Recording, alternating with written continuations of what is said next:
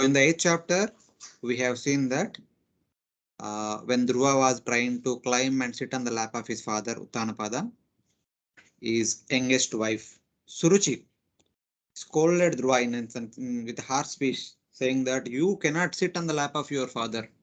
If at all you want to sit on the lap of your father, you go and worship Lord Vishnu with the mercy of Lord Vishnu, then enter into my womb and then take birth from my womb. Then you can sit on the lap of your father. Till then, you can't sit. Then Dhruva says, no, just like Uttama is sitting, who is the son of my father, I am a son of my father. She said that no, your mother is not considered as a wife by the king. You cannot sit. Then Dhruva felt very much insulted and went to his mother. Mother came to know about what all happened through the medium of other maid servants. Then she cried for some time. In order to console Dhruva, she said, whatever your stepmother said is actually right. Do not find fault with her. People experience the results of their mistakes which they have committed in the past. So we are going through that condition. So what said is actually correct. Your father never considers me as a maid servant. Then what to speak of considering me as his wife and queen, etc. etc. So then, please follow the instructions of your stepmother that go to forest and worship Lord Vishnu. By worshipping him, your great grandfather Brahma had become Brahma. Your grandfather Swayambhuva became Swayambhuva Manu. You can become like them and you can become more than them also.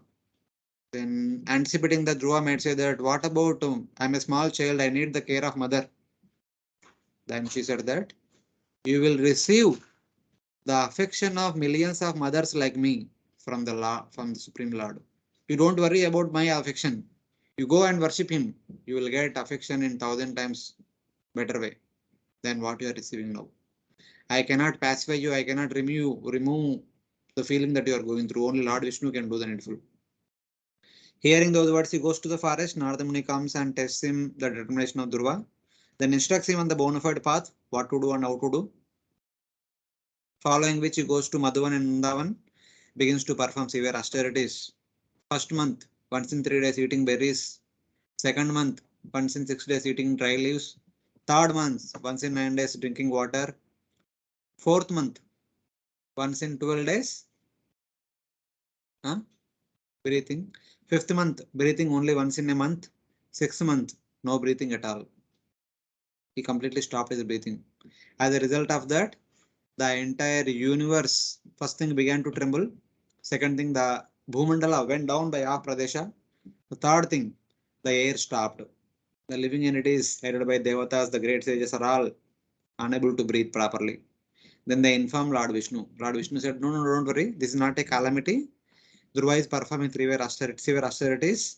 This is only a side effect of that. I'll go and do the needful. You don't worry. Go, please go. Nothing will happen to the universe and all of you. On the other hand, while Dhruva is performing austerities, Narada Muni comes to Brahmavarta, where he pacifies Swayambhuva's son, Uttanapada, who is his disciple, saying that you don't know the glories of your son, don't worry. He is not dead. He is performing a severe austerities to Lord Vishnu. He will spread not only his glories, but your glories also. So don't worry. You are whatever you are repenting, that will nullify your mistake. Don't worry like that. Consoling him, Narada Muni goes away. Then, on the other side, having informed the Devatas, do not worry, I will do the needful. Then, Lord Vishnu goes to the place where Dhruva was performing austerities. So what happened next is all described in this chapter. So in the 9th chapter, Dhruva Maharaja had darshan of Lord Vishnu. Then he offers praises, offers the wonderful prayers, receives benedictions, and then after receiving the benedictions, he feels bad. Why did I approach Lord with these material desires? Feeling remorse, he returns home. When he returns home, his mother, especially his mother, receives him very affectionately. Then his father Uttanapada, even stepmother also receives Dhruva, feeling kind of shame or whatever we can say. Then eventually his father already determined that because I am thinking myself with the king, and I'm attached to this wife. Because of my attachment to the kingdom and the wife, I have neglected an innocent boy. So when Narada Muni himself came and to console him, that time only he determined that as soon as my son comes, I'll make him king and I'll renounce. Even though he knew that the son is a small boy only, 5 years old, still he was determined to make the 5-year-old boy the king, and he wanted to take renunciation. That he took the decision as a atonement for the act that he had performed against Dhruva, that he did not care for Dhruva. So in that way he responded. So that we will see at the end of this chapter. So these are all various topics that are covered in this chapter. You can see this is a big chapter, about 67 verses. This is the breakup of the entire chapter. So the prayers are very important in this chapter. So today we'll try to discuss the prayers, and in the next class we will discuss the remaining part of the chapter. Verse number 1.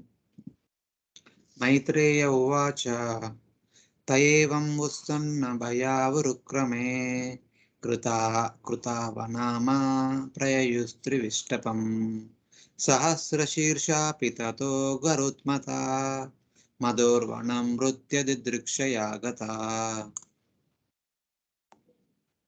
Please read the translation, someone.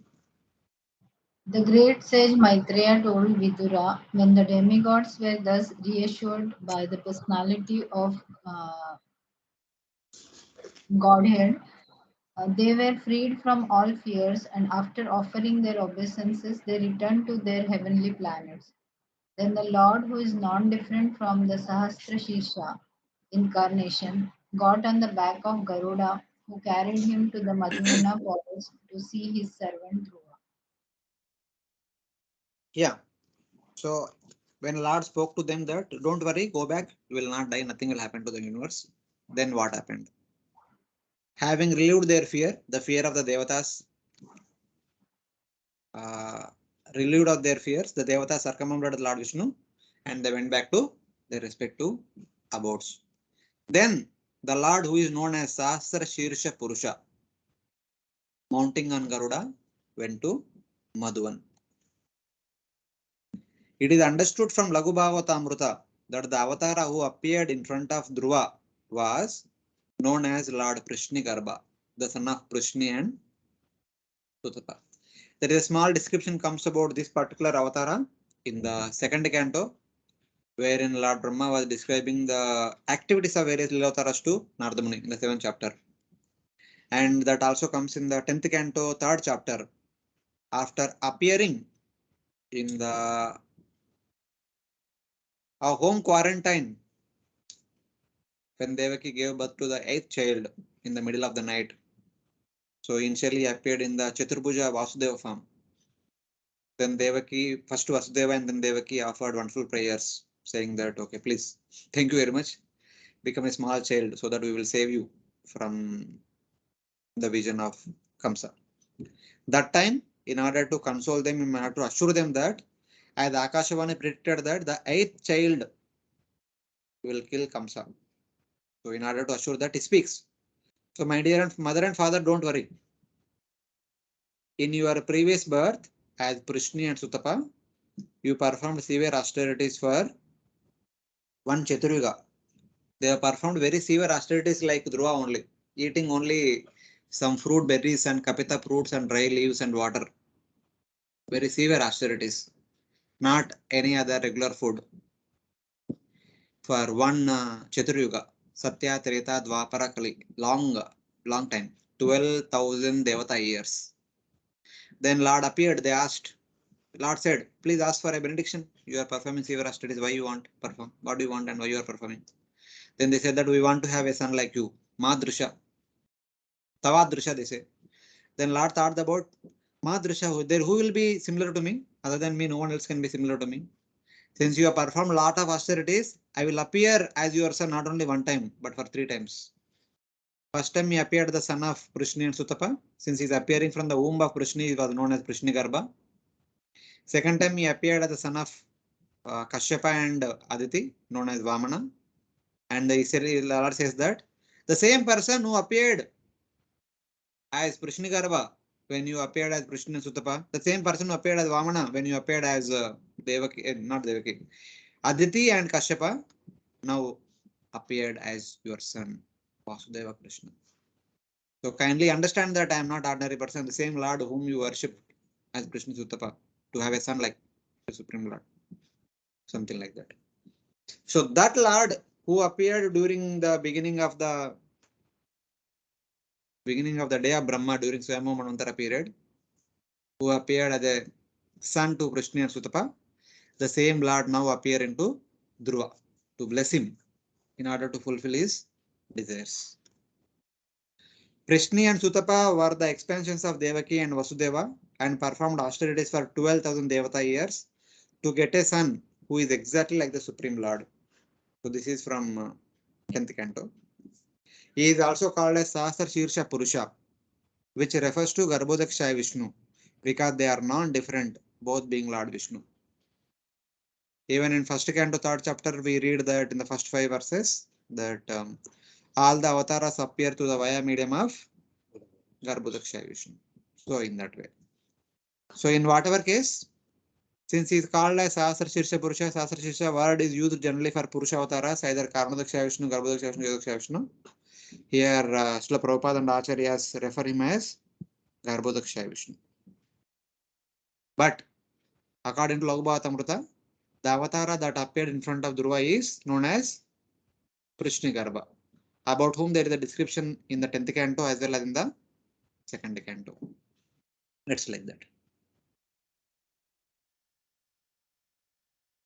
Savaidiya yoga vipaka tivraya hritpadmakoshe spuritam tadit brahmam tirohitam sahasaivopaklakshya bahistitam tad avastam dadarsha.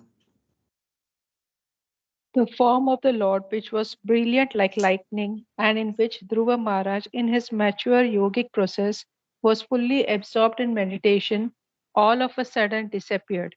Thus, Dhruva was perturbed and his meditation broke. But as soon as he opened his eyes, he saw the Supreme Personality of Godhead personally present, just as he had been seeing the Lord in his heart. Savai Diya Yoga Vipaka Tivraya. He was performing Diya Yoga Vipaka Tivraya. Akama Sarvakamova Mokshakamo Dardi Tivrena Bhakti Yogena. Scriptures recommend one to perform Tivra Bhakti. Here our Dhruva Maharaj is also performing Tivra Bhakti accompanied by Ashtanga Yoga. So then, as a result of that, what happened? Lord Prishnigarba initially showed himself within the core of the heart of Dhruva for few moments, and then he disappeared in order to make Dhruva stop his austerities. With the intention, he appeared in the core of his heart, then he disappeared. Seeing that the Lord as brilliant as the lightning, Tadit Prabham, the brightness of that Supreme Lord who appeared in the core of his heart is like the lightning, manifested in the lotus of his heart, Hrit Padma Koshe Spuritam, by intense meditation of advanced yoga, Diya Yoga Vipaka Tivraya, because he was performing Tivra Yoga, not even breathing only. He stopped breathing from last 2 months. At the beginning of the 5th month, he breathed once. The whole 5th month he did not breathe. Whole 6th month he did not breathe. So, in order to stop him performing the Tivra Yoga, Tivra Bhakti Yoga, Yoga Bhakti, the Lord appeared in his heart with the brightness as that of a Tadit, a lightning. Then, after showing himself for a few seconds, then he suddenly disappeared. Then Dhruva became agitated. He could not see that form. He stopped performing austerities and then he opened his eyes. Then he saw the Lord in front of his eyes. He was meditating on the Lord. That is a Paramatma form. Now, the Bhagavan appeared in the heart, in the core of the heart. Lord, Bhagavan himself came from being requested by Devatas. But what is the description of Paramatma in Bhagavad Gita? What will be the state of Paramatma in the Bhagavad Gita? What will be the state of Bhagavan? Yeah, Upadrishta Anumanta Bhakta Brokta. That is there. There is one more verse also. Samoham Sarvabhuteshu Name Dveshosya Priya. That is the description of Paramatma. So Paramatma is basically in Yoga Nidra. The form which is there in the core of our heart as Antaryami is generally in Yoga Nidra. So the yogis or Bhakti Mishra yogis or Yoga Mishra Bhaktas, when they meditate under the form of Paramatma, they are just meditating on the form of Paramatma. But the Lord is not interacting with the devotees. But when they come to the perfection, then Bhagavan will enter and manifest himself in active state and starts interacting with the devotees. Paramatma is indifferent to the devotee, they are just meditating. You are saying that Dhruva Maharaj meditated on a form which was different than which appeared before. Yes. Now that Prishnikarba entered into his heart and appeared. Previously he was meditating on form of Paramatma, which was in Yoga Nidra. In that.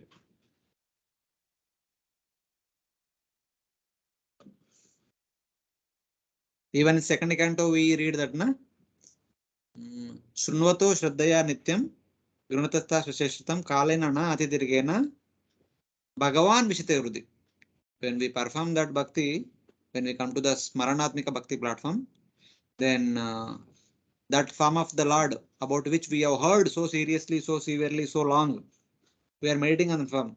Even now also, that form which we have heard about in our Bhagavatam classes, we hear about Lord Krishna's pastimes here and there, etc. We see Radha Gopina's deity. So we may be contemplating and meditating on deity form. Or that form we have heard about, the pictures which we see in BBT books. Based on that we contemplate. Okay, Lord Krishna was entering to forest like this. Lord Krishna was fighting with this demon like this, like that. We have seen some photos. That is our understanding of the Lord. We are meditating on that Lord. Okay. But when actually Lord comes to show himself to us within the core of the heart in front of our eyes, will there be some difference or same? There is a prayer where he says that the Lord manifests in whatever form the devotee meditates upon him. Lord manifests. Will that be same or different? Hare Krishna, devotees online? Hare Krishna. Yetamam. Not clear. Yadyadhyad urgaya vibhavanti tattad vapu pranese sanugrahaya. Isn't it? No, I'm saying that is okay. I'm saying, yeah, I understand. Whatever we may hear in our Bhagavatam classes, that the bodily description of Lord Krishna is like this, his face is like this, his ears are like Makara Kundala, this like this. So many things we might imagine, we may paint a picture, or we may see a picture in the BBT books, and we may contemplate about the Lord, imagining that photo. But when Lord really appears in front of us, will there be some difference between those two or not? Here you'll be reciprocating with us, na? I am asking, will there be a difference in their appearance? No, it should not be. It should be same as the still picture? Yeah. He would Krishna. I don't know. Yeah. Hare It is the Krishna. same as the picture, what we have meditated on. Yes.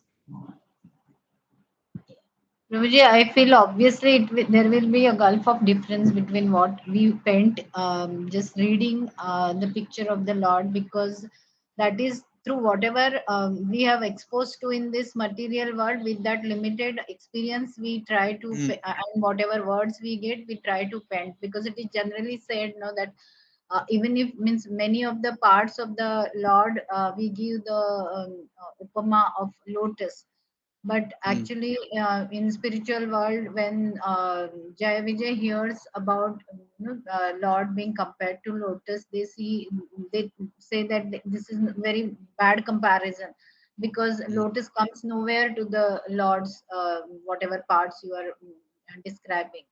So whatever we paint the picture or try to understand through the words of Bhagavatam with our limited exposure and experience in this material world, but Lord is completely spiritual. So when he actually appears, and I feel that it is not only for Arjuna, but for whomsoever Lord appears and they can see the Lord face to face, it is Lord bestows them spiritual vision, and then only they can see the Lord. With the material eyes, we can't see the Lord. So when that spiritual vision we get, and then we see the spiritual Satchidananda form of the Lord, there will be gulf of difference between what we paint and what He is actually. Yes, yes. Thank you, thank you. Lord is merciful that He will make us have an experience of seeing through the paintings or seeing through the deities, His manifestation. But when He really appears, there is a gulf of difference. If somebody is attached to worshipping Gopinath, Ah. his asakti is for him, no? You forgot our Bhakshatra discussion. The devotee will go back to Godhead only when he says that, my dear Lord, I have served your deity enough. Now I want to serve you in person. Please take me to your abode. That means there is a difference. The deity to the Lord, there is a difference. Same way, the photo painting or the words which we speak, they describe the form of the Lord. That description also there is a difference. Our words cannot describe the Lord as it is. Our words have limitation. Our drawings have limitation. Our comparisons have limitations. We can only describe the matter because words belongs to matter. We cannot describe the spirit. So there will be a difference.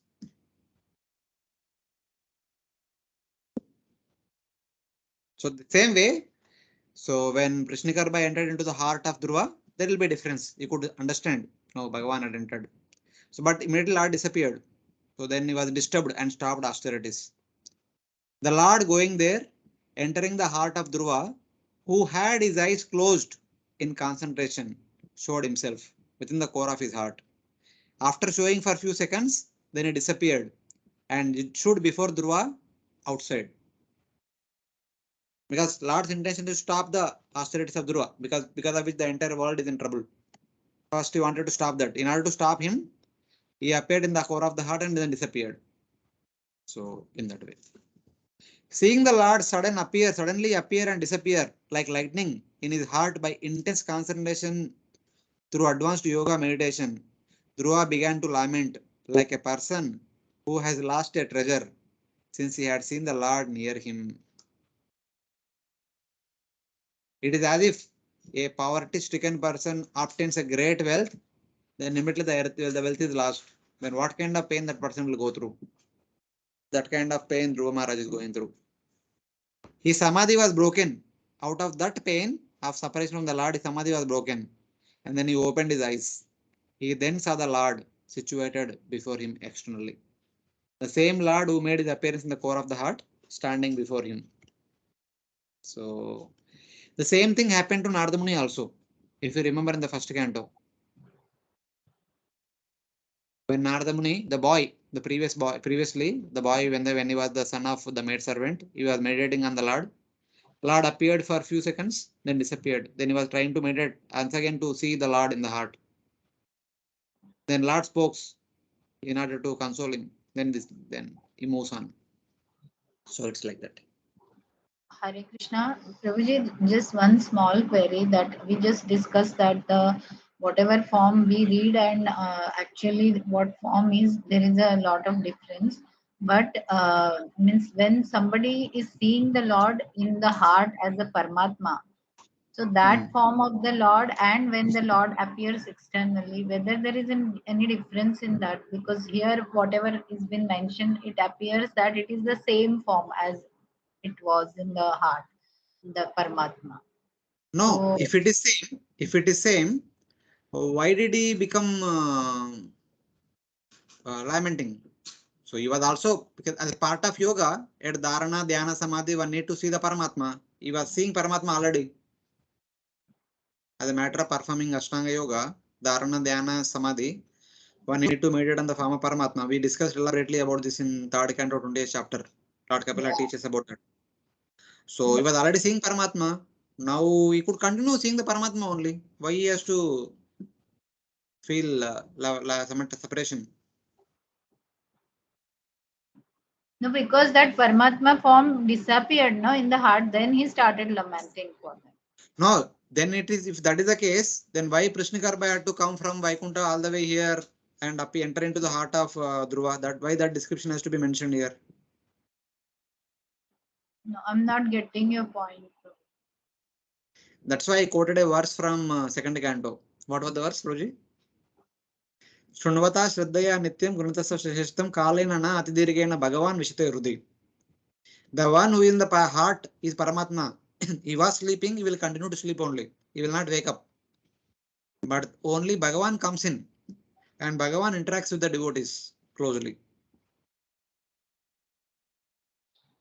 Okay, so Paramatma form is sort of an inert thing. There will be no exchanges. He will just give darshan. It is not inert, but it is indifferent.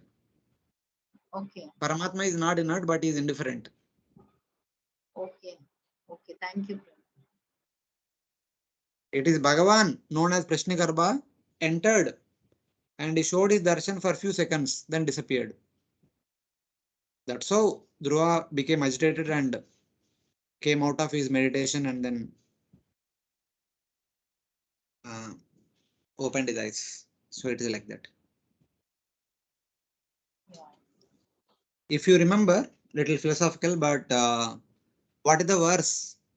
Bhagavad Gita chapter 18, 54 and 55. बताइए प्रोजी. भक्त्या माम No, अभिजानाति. that is 55, but उसके पहला verse, one verse before that. Brahmabhuta Prasanna. Full verse you can go on. Brahmabhuta Prasannatma na shochati na kankshati samay shochati na Samas sarveshu bhuteshu madbhaktim Bhuteshu labate. madbhaktim labate. Yeah. Yeah. According to Bhagavad Gita or according to Lord Krishna or according to any other acharyas for that matter, any other avatars also, generally the traditional yoga process when they practice Nishkama Karma Yoga, the Grahastha, then after taking to Vanaprastha, they are recommended to practice Jnana Yoga or Ashtanga Yoga. By practicing Jnana Yoga, they come to the platform of Brahmabhuta platform. By practicing Ashtanga Yoga, by meditating on Paramatma, they come to Samadhi platform.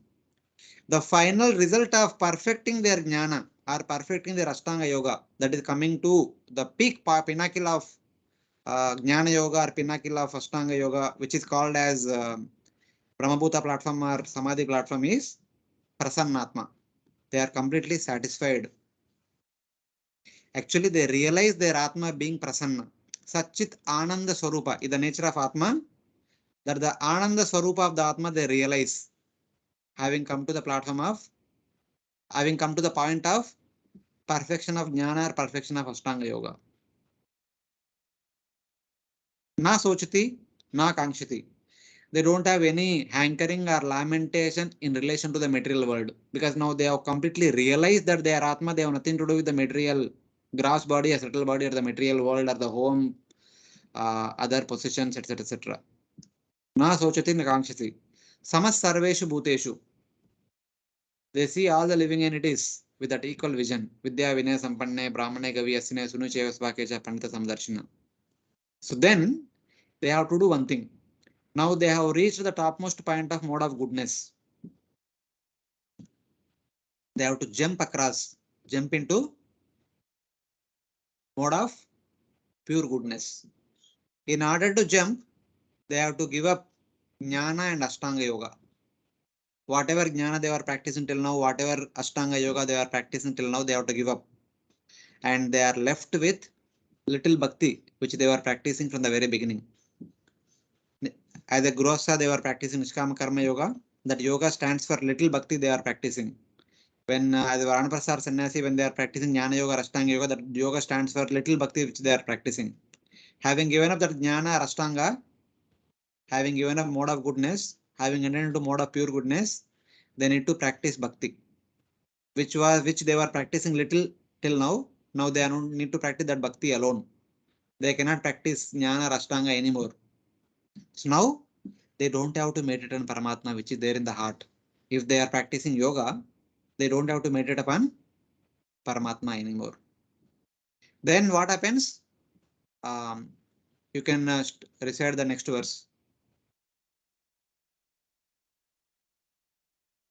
Next verse.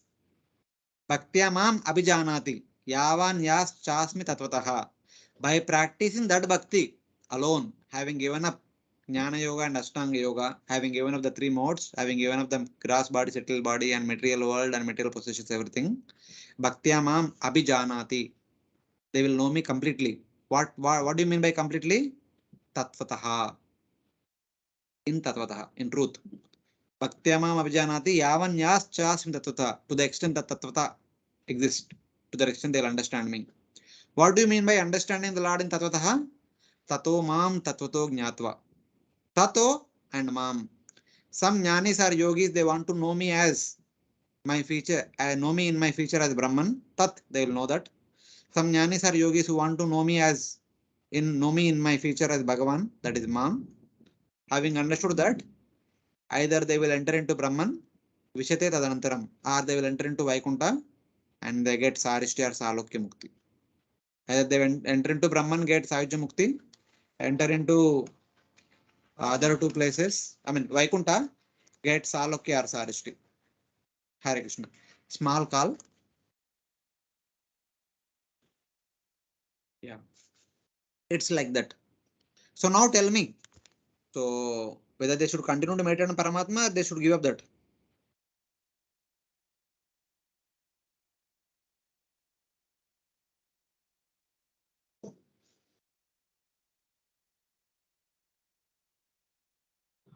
Prabhuji, your question is not clear.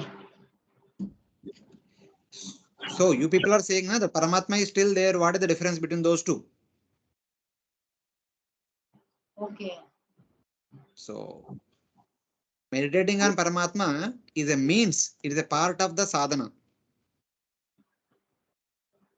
Yeah. But by performing that bhakti, eventually they realize Brahman or Bhagavan in its true perspective.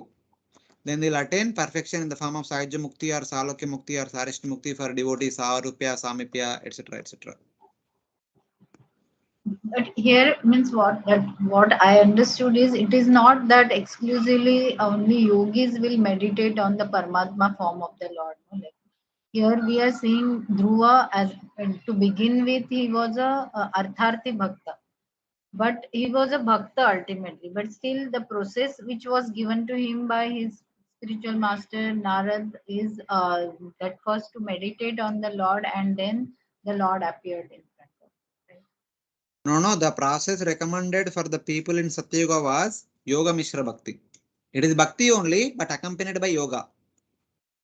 Dhyayato, Turteya Dhyayato Vishnu.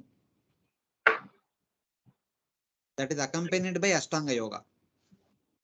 So it was because of the Satya Yuga that thing was.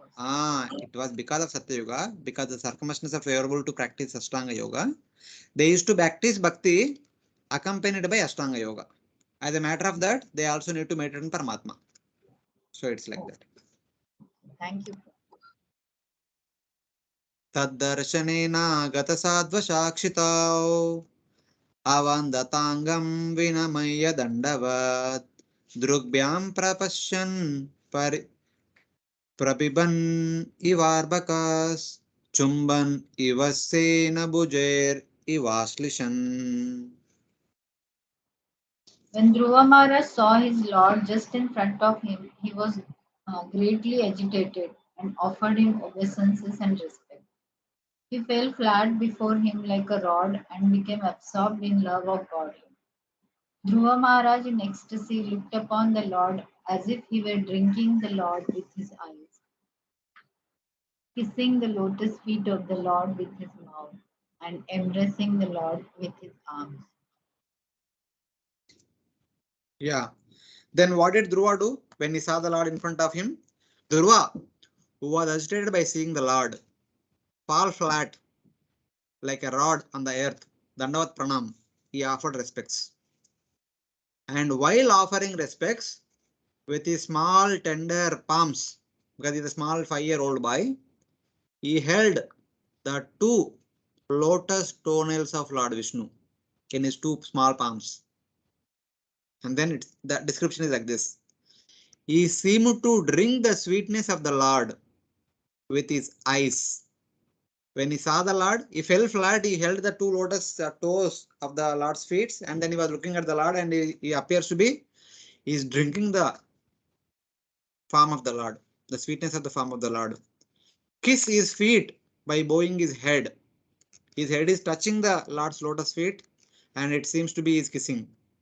And embrace him with his arms by touching the tips of his feet.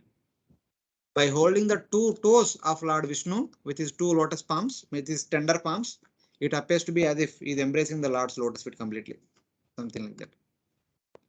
Confused by the bliss that appeared on seeing the Lord with his eyes, he seemed to drinking the sweetness of his lotus face. Bowing with his head, he seemed to kiss the sweetness of his Lord's lotus feet. Touching the tips of the Lord's feet, he seemed to embrace Lord with his arms. Bujair is in the plural instead of dual to show that with his two arms he performed many actions of embracing. He is holding it and also embracing it and also drinking the nectar from the lotus feet, something like that. This suggests trembling of his body due to bliss. And by seeing the Lord, by touching the Lord, by offering obeisances to the Lord, Dhruva is experiencing the bliss. As a result of that, his body is trembling.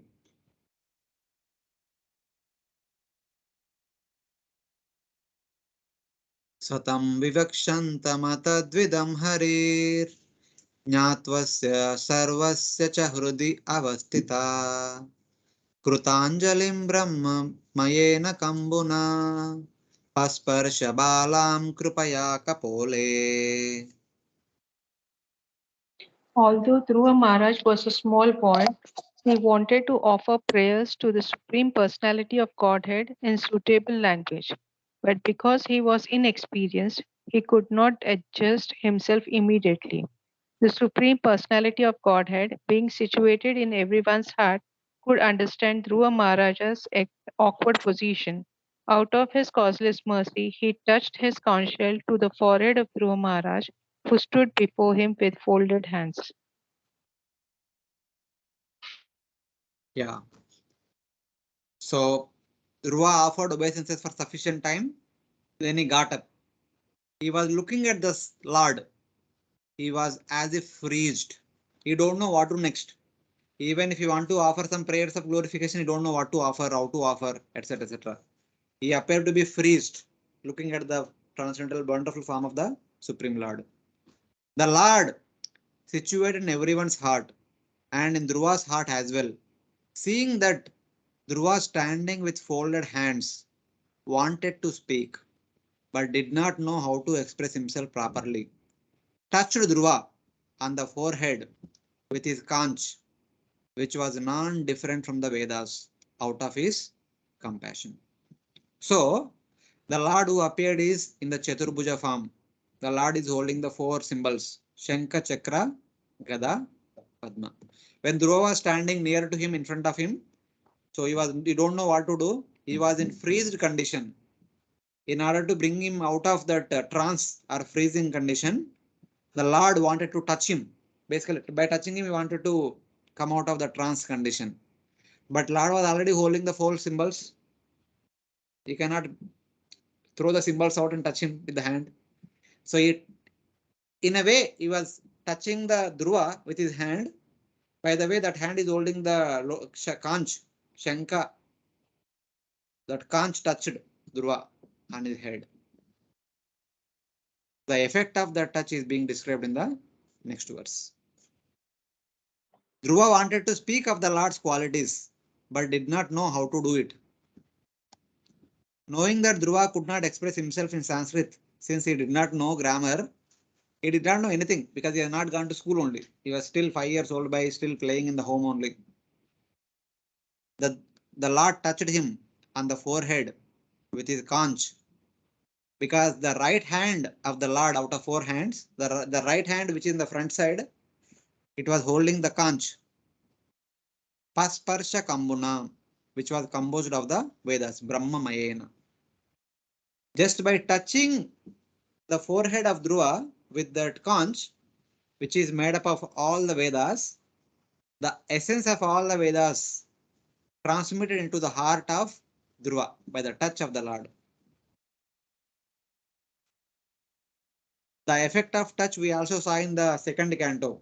If you remember in the 9th chapter, second canto, When Brahmaji performed severe austerities for 1000 celestial years, then Lord Narayana, the Garbhodaksha Vishnu, appeared. Then Brahma was standing in front of Lord Vishnu offering Kritanjali, like with a folded palm like this.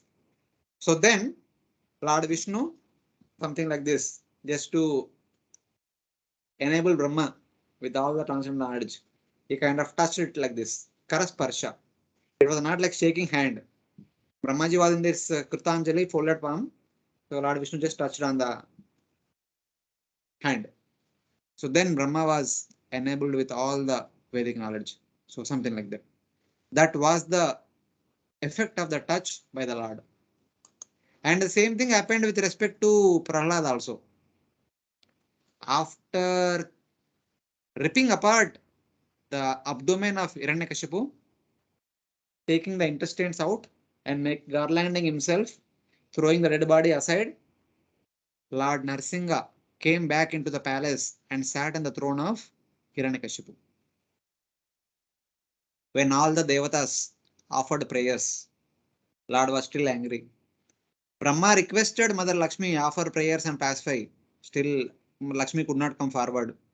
Then Brahma requested Prahlad, please go and do the needful. Then Prahlad came near to Lord Narsingadev, fell flat, offered obeisances. Then Lord Narsingadev make him got up. He was standing in front of Narsingadev and offering pranams, like in the Krutanjali form. Then Lord Narsingadev put his palm, the lotus hand, gently on the head of Prahlad Maharaj. Then Prahlad Maharaj realized the essence of all the Vedas. Then he offered wonderful prayers. Of course, he was already realized, but if there is any trace of contamination was there, that all removed. Now he is completely made pure by the touch of Lord Narsingadev. That will be the effect of the touch of the Supreme Lord. So we can see all these different case studies. So what is the effect of that touch? Will be seen in the next verse. Yes, Matish. Prabhuji, just I wanted that previous verse we discussed that means whatever Dhruva Maharaj was kissing his feet and embracing with arms, that was in his mind or what? Or actually he did No, it? he was actually, it appeared as if, see, when he was held the lotus toe nails with his two palms, and then he's touching his head to the feet of the Lord, is as if kissing the Lord. He is not letting to go it. He is continuing to offer pranams for long. He is touching his head, the lotus feet of the Lord is like as if he is kissing the feet of the Lord. He is holding the toe nails of the Lord with his two tender palms. He is as if embracing him completely tightly. It is like that. Okay. Okay, thank He is you. not actually embracing, but is holding the two toenails is like as if embracing him tightly. Okay. Touching with the head is like kissing him. And seeing him by lifting his head above is like drinking the beauty of the Lord. So something like that. Drinking with the eyes, not with the mouth. That shows one's eagerness. Where for the first time, I mean, like anyone I see also, but I also had experience when for the first time when we came to Chowpatty, stood in front of the deities for 10 minutes, 20 minutes. It's like a kind of awe experience. And afterwards coming again, I mean, that those days we were in Bangalore. We used to come once in a year, something like that. Maybe for some festival like Gaur Purnima or Radhashtami or for Radha Gopinath Brahmosva festival. We visited 2 or 3 times when we were in Bangalore. So it was like a great festivity. Once in a while, na? Now hardly we stand in front of the deities. During the Darshanarati, ritually we take the flower and sing that prayer and offer the flower, and then we turn around for Guru Puja. After Guru Puja is over, we attend Bhagavatam class. Then after Bhagavatam class is over, that's all. Again entering temple will be the next morning program only. So familiarity breeds contempt. It is like that. But for those who come from the far distant, especially those who come to Mumbai from outside cities, having gone through lot of difficulties, the travel and all these things, When they come and stand in front of the deity, it is like they are drinking the nectar. It is like that. Festival for the eyes. Vinit Prabhu says he might be having the festival for eyes every day. He says yes. Manaso Mahotsavam. For the devotees, it's like that. But for people like me, it's the ritual every day. So, Prabhuji, you are the devotee. We are just saying that whatever you have repeated, we are not the devotees. If you say you're not the devotee, where do we stand? Hare Krishna. I'm saying what's happening every day. That's what I'm saying. Then you realize you evaluate who is who. Yeah, that's why we can evaluate. You are a devotee, better devotee, and much more advanced devotee than any of us. Okay. At least me. Thanks. Let us discuss about Dhruva Maharaj. Papadamule patitam tamarbakam vilokya deva kripaya paripluta uttapyatas uttapyatasirshni adadat karambujam kalahai. Fifth verse only. Kalahe vitrushtadiyam kritabayam. Hare Krishna Prabhuji, this verse appears different than what is in the This is book. from 7th canto. Hare Krishna. Okay. This is some reference. This is from 7th canto. That Prahlad Maharaj said, na? When Lord Narsingadev saw the small boy prostrate the soles of his feet, overcome with affection, he raised Prahlada. The Lord raised Prahlada and placed upon the boy's head his lotus hand, which destroys fear in the minds of the persons afraid of the snake of time. And here is another verse from 2nd canto, 4th chapter, text number 22. Sukadeva Goswami offering prayer for the revelation of the Vedic knowledge. Because Parikshit Maharaj asked some questions to speak about the Srishti Lila. So before starting that speech, he is offering a prayers. Prachoditayena pura saraswati vitanvatanjasya satim smatim hridi swalakshana pradurbhutkali kilasyata same rishinam rishabha prasidatam. May the Lord, the best of the sages, Rishabham Rishinam, be praised, be pleased with me. Prasidatam me. Inspired by him at the beginning of the Kalpa, at the very beginning of the Kalpa, Saraswati, the deity of Vedas, whose aim is to reveal Krishna, appeared from the mouth of Brahma and revealed proper memory to carry out the creation in his heart. This was one of the requests of Brahma. So, my dear Lord, please tell me how to do your service. And while doing the service, I should not be entangled with the pride, something like that. Then, Lord revealed the essence of all the Vedas in Chatushloki Bhagavatam. And we also see from the first verse of the Bhagavatam, Tene Brahma Hrudaya Adikavaye, the knowledge is revealed within the core of the heart of Brahma. And that is by the touch of Lord Narayana, Karasparsha. So then, with the revelation of that knowledge, the four Vedas appeared from the tongue of Brahma. We also read in the 3rd canto, 12th chapter, that the four Vedas appeared from the four mouths of Brahma. Basically, from the four mouths. Brahma spoke all the Vedas to his sons, the Prajapatis, Narada, and four Kumaras, etc., at the very beginning of the creation. That means Mother Saraswati made the appearance of the four Vedas and their essence from the tongue of Brahma. So Sukadeva Goswami is praying that, my dear sir, my dear Lord, similarly may you also appear from my tongue and give answers to Parikshit Maharaj. Like that is asking. So this is how the Lord manifests, by his touch, by his darshan, by his blessings. So it's like that.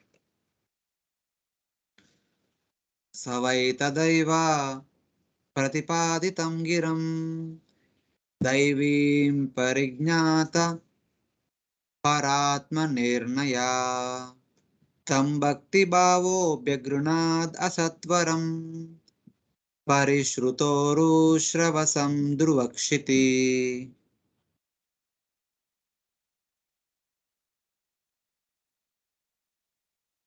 At Yes, that someone read time, the Dhruva Maharaj, at At that time, Dhruva Maharaj became perfectly aware of the Vedic conclusion and understood the absolute truth and his relationship with all living entities. In accordance with the line of devotional service to the Supreme Lord, whose fame is widespread, Dhruva, who is in the future, would receive a planet which would never be annihilated, even during the time of dissolution, offered his deliberate and conclusive prayers. Hmm. Having gained words to describe the Lord. Third verse said that you don't know what to speak. You don't know how to speak. But now by the touch of Lord's counsel, he gained the words to describe the Lord. He gained the understanding of the difference between the Jiva and the Lord. He understood the distinction between the Jiva and the Supreme Lord in his three distinct features, Brahman, Paramatma and Bhagavan. And possessing only devotion as his goal, Bhakti Bhava. Understanding Bhakti as his life and goal, life and soul, like Bhakti as the ultimate goal of life. Dhruva, who would eventually attain, in the future he will attain an indestructible abode, Dhruvakshiti, the Dhruvaloka, by the blessings of the Lord. Then praise the Lord, whose fame is widespread, Parishruta Uru Shravasam. The all glorious personality is being praised by Dhruva without any hasty conclusion, Asatvaram, without some superficial conclusions. So Dhruva's prayers establish the ultimate conclusions of the Vedic literatures.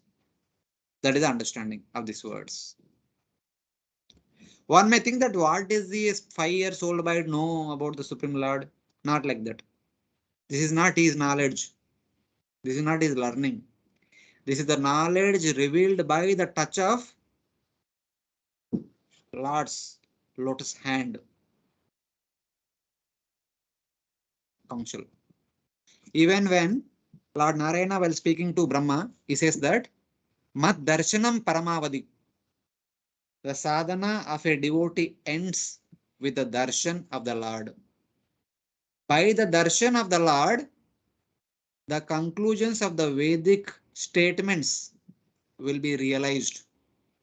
We may read the Vedic literatures, we may gain some understanding of them, we may develop some theories and propose some philosophies, etc. etc. But whatever we read from the Vedic literatures, whatever we understand by our readings, will become a realization only when one has the darshan of the Supreme Lord.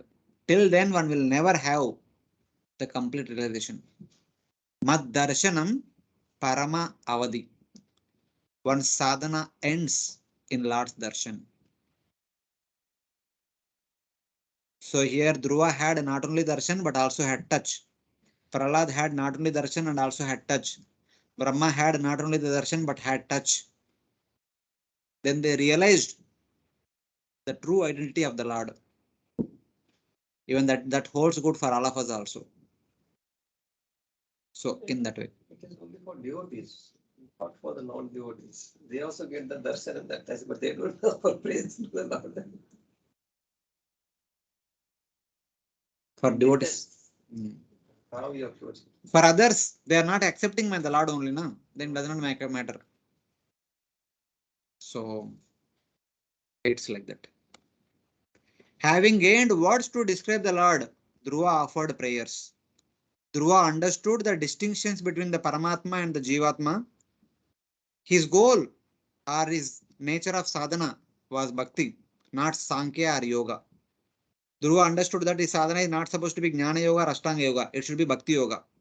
He understood the sadhana is Bhakti Yoga and the goal sadhya is the Supreme Lord, who has three features, Brahman, Paramatma and Bhagavan, and is very much distinct from the Jivatma.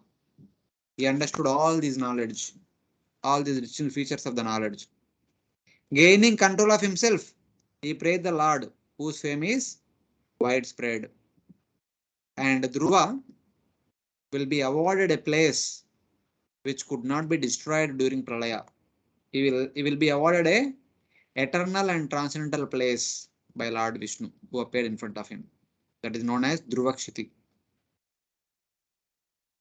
The more details about that place will be explained by Lord himself after 18th verse onwards. So it is like that. So with this understanding, now Dhruva Maharaj is going to offer prayers. The prayers will begin in 6th verse. So couple of lines from the purport. In the first paragraph at the end, Prabhupada says that one cannot understand it simply by academic learning. The Vedas indicate that only to one who has unflinching faith in the Supreme Lord as well as in the spiritual master is the Vedic conclusions are revealed. The example of Dhruva Maharaj is that he engaged himself in devotional service to the Lord according to the order of his spiritual master, Narada Muni. Yasadeva Parabhaktir.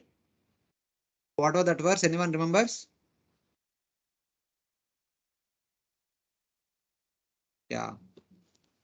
So, to the extent one has firm faith on the spiritual master, to the extent Lord will be revealed by the mercy of the spiritual master. So, that is understanding. So, Dhruva Maharaj, with the realization of the Vedic conclusions, with the proper understanding that the true nature of the Atma and also the true nature of Brahman, Paramatma and Bhagavan, now he is going to offer prayers. Dhruva Uvacha yo anta pravisya mama vachamimam prasuptam sanjeevayati akila shakti dara swadamna anyam chasta charana sravanatvagadin pranan namo bhagavate purushaya tubhyam. Dhruva Maharaj said, "My dear Lord, you are all powerful. After entering within me, you have enlivened all my sleeping senses, my hands, legs, ears, touch, sensation, life force, and especially my power of speech. Let me offer my respectful obeisances unto you."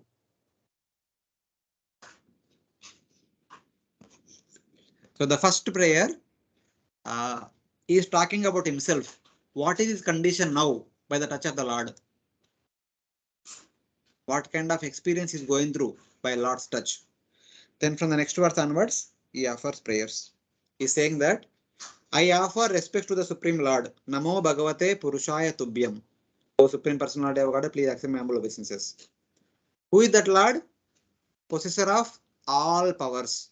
Akila Shakti Dara.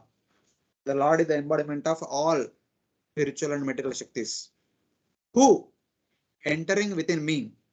Yo Anta Pravishya.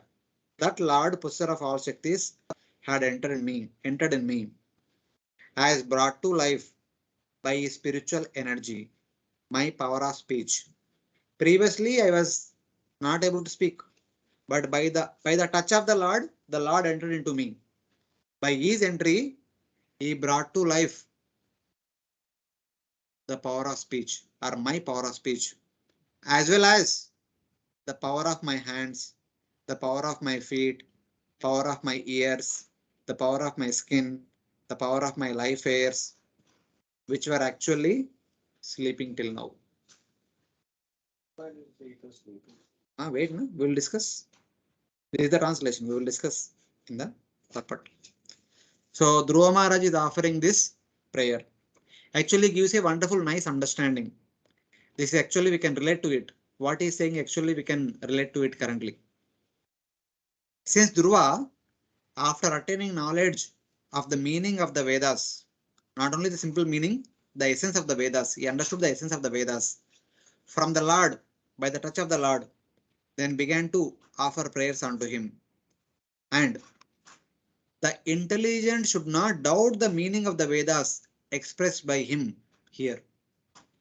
So the intelligent people, my dear intelligent people, should not think that, you should not think that, hey, Dhruva is ordinary 5 years boy, what he speaks is only like the words of a 5 years boy, we don't have to take seriously. Not like that. Dhruva is not speaking on his own. Dhruva is speaking after attaining the realizations of the Vedic literatures only by the touch of Lord's lotus hand. That is establishing in this verse.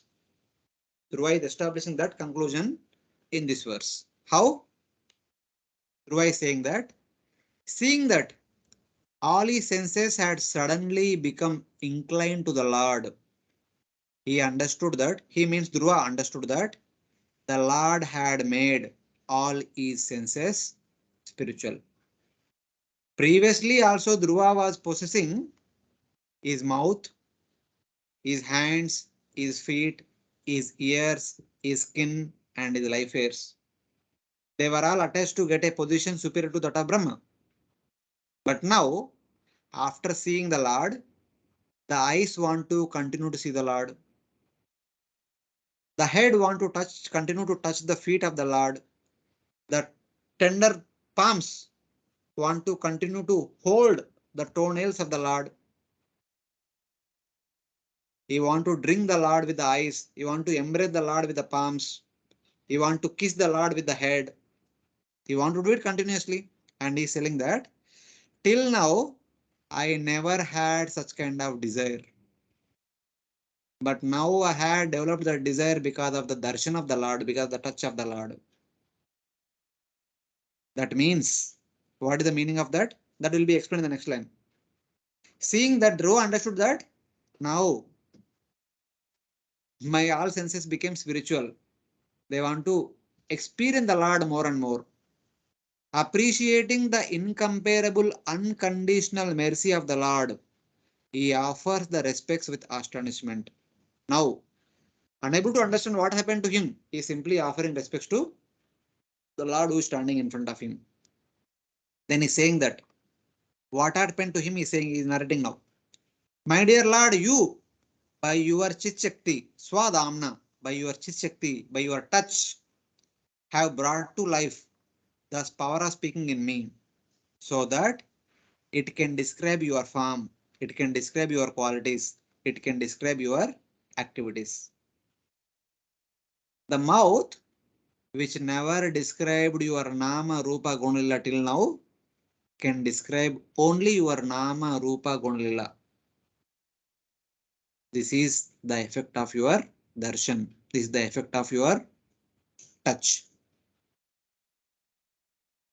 What do you mean by the mouth is able to speak now? It means that speech has until now been sleeping as if dead, not interested in spiritual activities. Till now, my speech was not inclined to describe your Nama Rupa Gunalila, but now it is only interested in describing your Nama Rupa Guna Leela. What is that? And from now on, you should put to sleep or destroy that power of speech which was awake in describing material enjoyment or eating and drinking. Till now, my mouth was only interested in asking my mother, I'm feeling hungry, please feed me something. Mother, I'm feeling, I want this, give me that, like this. My mouth is only speaking about all different activities in relation to matter only. But now by your touch, it is only interested in speaking about your Nama, Rupa, Kundalila. So that means he's telling that the ability of my mouth to speak about your transcendental glories was sleeping till now. And the ability to speak about the matter was awake. Now by your entry, you put that ability of my mouth which can speak only about the matter, it went into sleep, and which was sleeping till now has got up. Yo anta pravishya mamavacha imam prasuptam. That vacha which was in deep sleep, prasuptam, has woken up by your touch. And that vacha which was active till now, that was put into sleep. It's like this.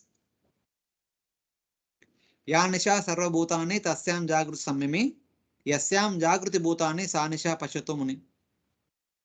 So like opposite qualities. That's what Dhruva is saying. My dear Lord, by your darshan, by your touch, this is what happened to me. What was sleeping till now, it is woken up. What was active till now, it is sleeping. Not only my power of speaking has changed, but you have engaged my hands and feet in your service, and you have made my life hairs favorable for your service. This means that Dhruva senses had all suddenly became spiritualized.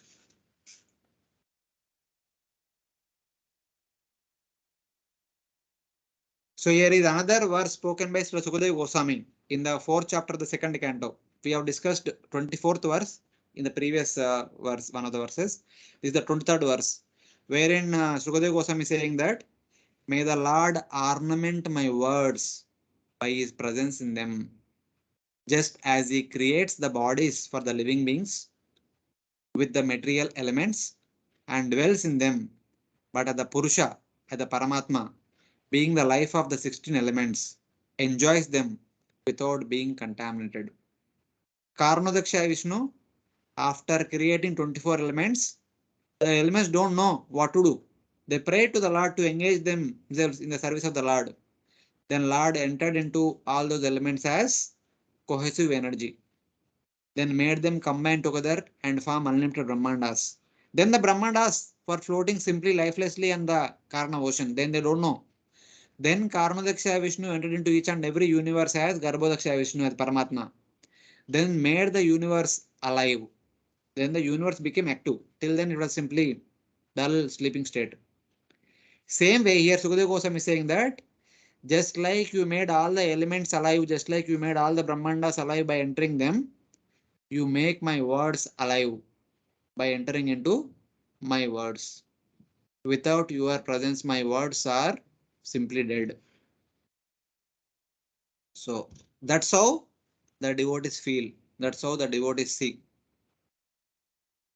So it is like that. Able to follow what Dhruva Maharaja is saying? Hare Krishna.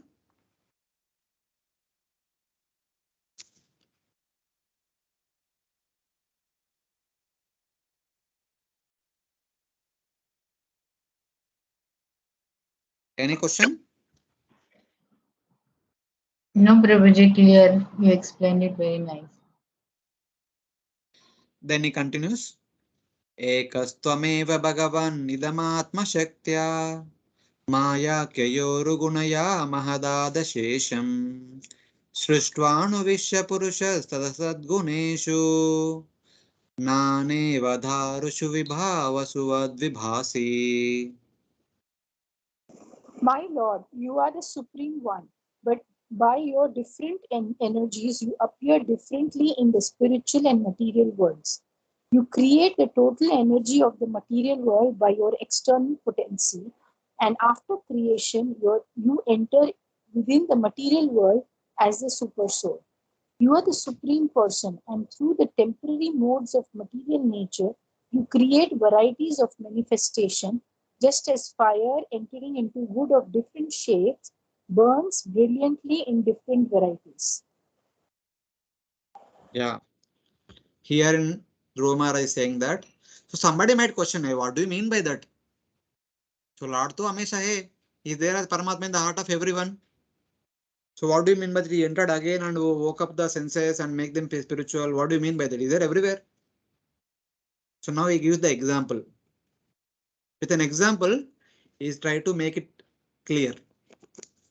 O Lord, you, the one Lord, Eka Purusha, the Mahavishnu, having created the universe, it is from Mahavishnu, the 24 elements are created, and then by combining them, he created unlimited Brahmandas, made of the elements starting with Mahatattva.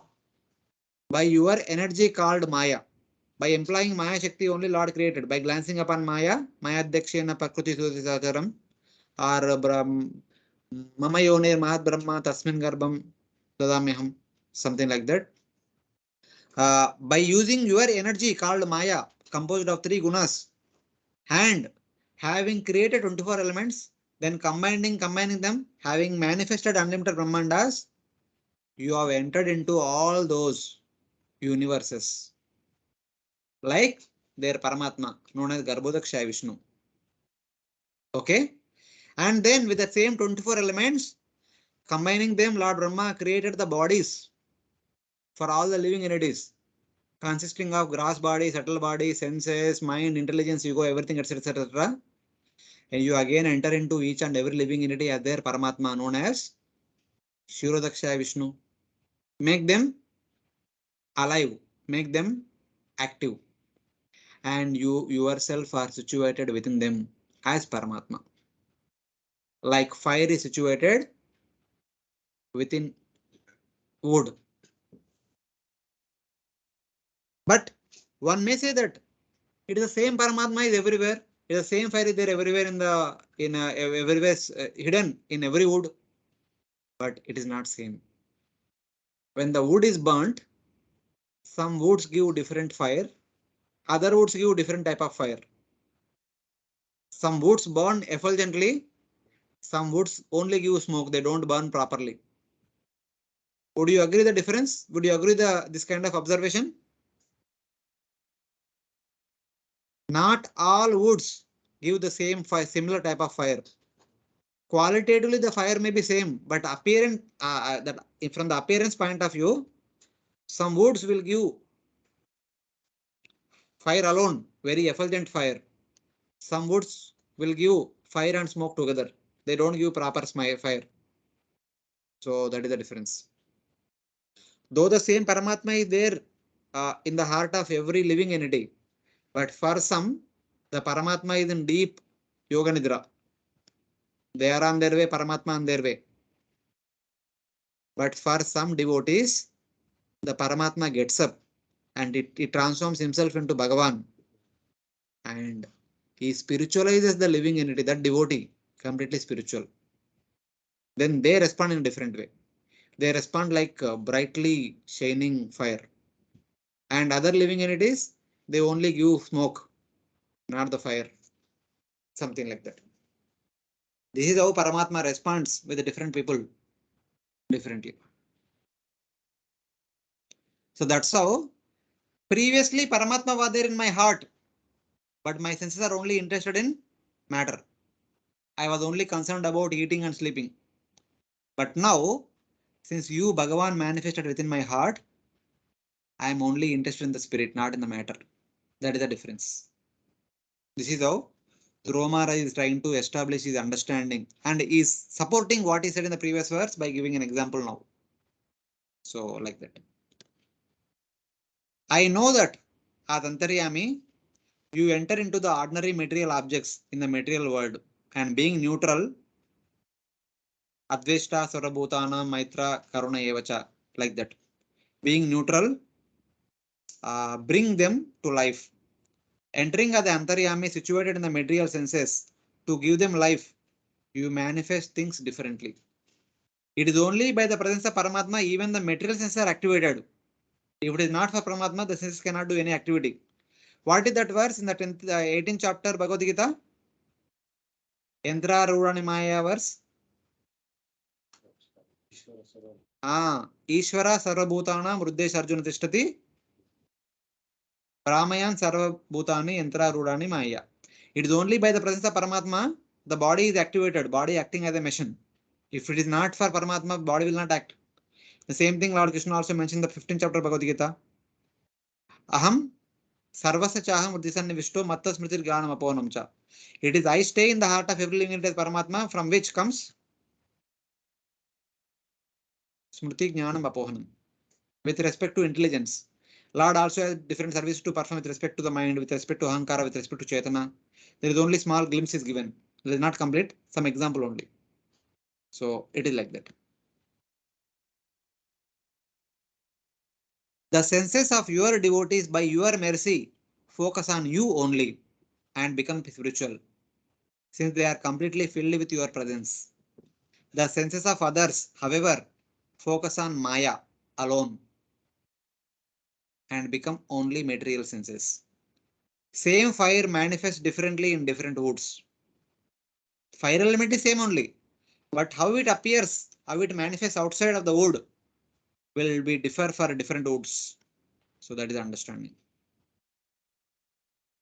So the words Swadamna mentioned in the previous verse and the word Maya Kya mentioned in the current verse indicate this conclusion of difference of their manifestation. Swadamna manifests the spiritual senses and Mahayakya manifests the material senses. So that is this is the understanding which Dhruva got by the touch of Lord Vishnu. So it's like that.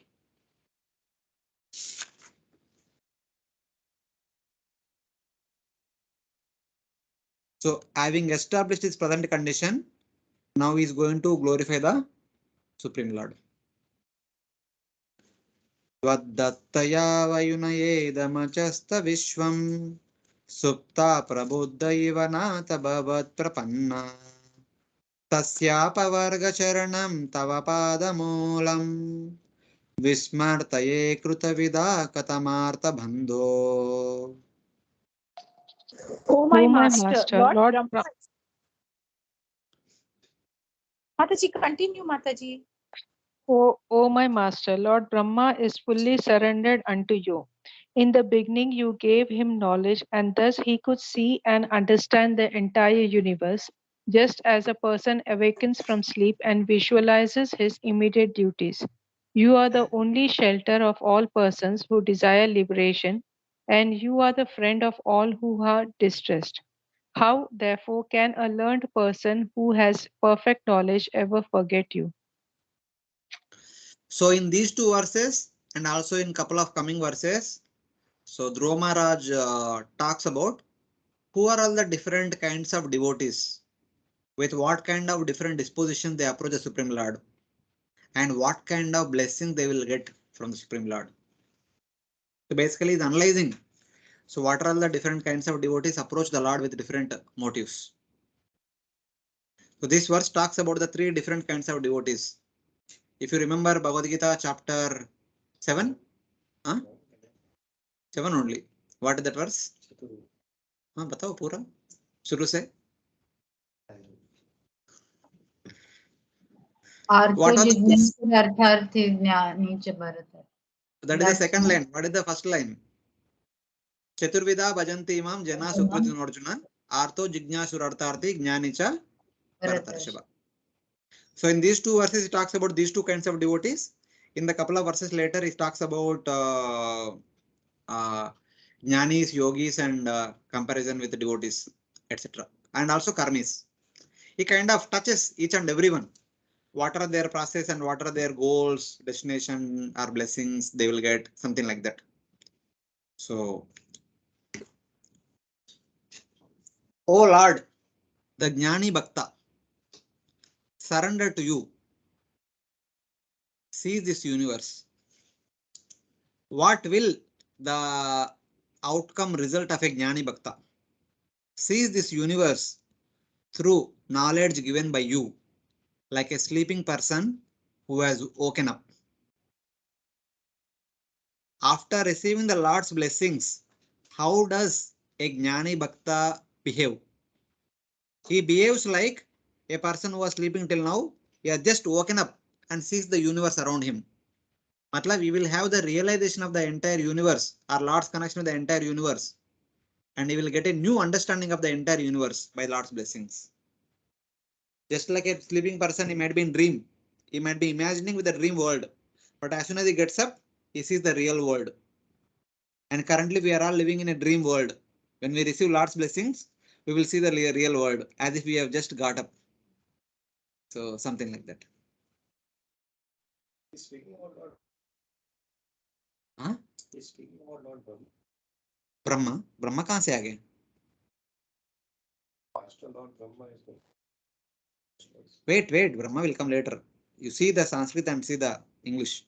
Okay, not in the book. This is a different notes. The Jnani Bhakta surrender to you, Bhavat Prapanna. See the universe through the knowledge given by you. Tva Dattaya Vayunaya Achesta Vishwam. He sees the universe just like a sleeping person after getting up. How does he see the universe? Like that. He has come out from the dreamy world and is seeing the real world. This is the effect of a Jnani Bhakta. Oh, friend of the suffering devotee, Artha Bandho is the Artho devotee. The Lord becomes the friend of the Artha. How can the person who has attained knowledge through you forget your lotus feet, which are the shelter of the Jignasi Bhakta seeking liberation? A Jignasi, an inquisitive person who wants to know about the Lord more and more, having attained knowledge from the Lord, how can he become ungrateful? He will remain a grateful person only. So something like that. So thus, Three kinds of devotees who approach the Lord with different mentalities are presented in this verse. You alone possesses all powers. You are to be worshipped by those who have knowledge, the Jnani Bhakta. Those surrendered to you, such as Brahma and the Kumaras, are other Jnani Bhaktas. Here, Brahma and Kumaras are an example of Jnani Bhaktas. Saw the universe by knowledge given by you. After performing austerities, Lord Brahma and the Kumaras, by the darshan of the Supreme Lord, by the touch of the Supreme Lord, they have got the realization of what is what. Then Brahma understood what to do, how to do. Then he created the entire universe. That is by the darshan of the Lord, by the touch of the Lord. So something like that. That's how they realize what is what. They will see the universe in its real perspective. How? They see the universe like a person who was sleeping but just wakes up. In the sleep, one is going through the dreams, but after one wakes up, one is in reality. So something like that. Without Lord's mercy, one sees the world as the source of one's enjoyment. With the Lord's mercy, one sees the universe as the instrument of Lord's service. So there is a difference. That is the first category of devotees, the Jnani Bhaktas. Second category of devotees, Jignashu Bhaktas. How can a person who knows the favor you have given him ever forget your lotus feet, which are the shelter of the inquisitive devotee, qualified for liberation? For an inquisitive Bhakta, after understanding that it is only Lord's lotus feet will award liberation, then how can he give up the Lord's lotus feet?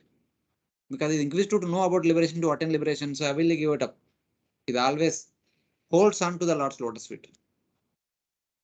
So after understanding it by Lord's mercy, he will never give up Lord's lotus feet. So that is understood. That is a result for a Jignashu Bhakta. Then for the third, one who obtaining the knowledge from you and does not worship you is ungrateful. After getting knowledge from you, if one does not worship you, is ungrateful. Lord Krishna says same thing in the 10th chapter, verse number 8. What is it? Bhagavad Gita 10th chapter, verse number 8. Bhakti Shastris. Chatushloki Bhagavad Gita, first verse. That is third verse. Dadame buddhi yogam Aham tum sarvasya. Of course, that is third Aham line. sarvasya prabhu. Yes. Aham sarvasya prabho mattam sarvam pravartate iti matva. One who understands me, that everything comes from me, everything is maintained by me. Okay. Bhajanti mam will engage in my devotional service. How? Sarva bhavena bharata. In all respects. Otherwise, one is ungrateful. So that is understanding. This is for a Jignashu Bhakta who wants to know about the Lord, who wants to know about the universe, what the connection between Lord and the universe. He gets, then he engages in devotional service. Third category. Oh, friend of the suffering devotees. The suffering devotees always pray to Lord whenever they are in suffering. So Lord will reciprocate them, bring them out of their current suffering. So they'll treat the Lord as their well-wishing friend. That's how they get benefited. It should be understood that this verse mentions the three types of devotees according to Gita verse 7:16. Three are covered: Artha, Jignasu, Jnani. Artharthi is remaining. And Dhruva Maharaj will describe the Artharthi Bhakta by quoting himself as an example of Artharthi Bhakta in the next verse. Able to follow? What are the three kinds of devotees? What is their disposition? How do they are blessed by the Lord? What will be their understanding after Lord's mercy?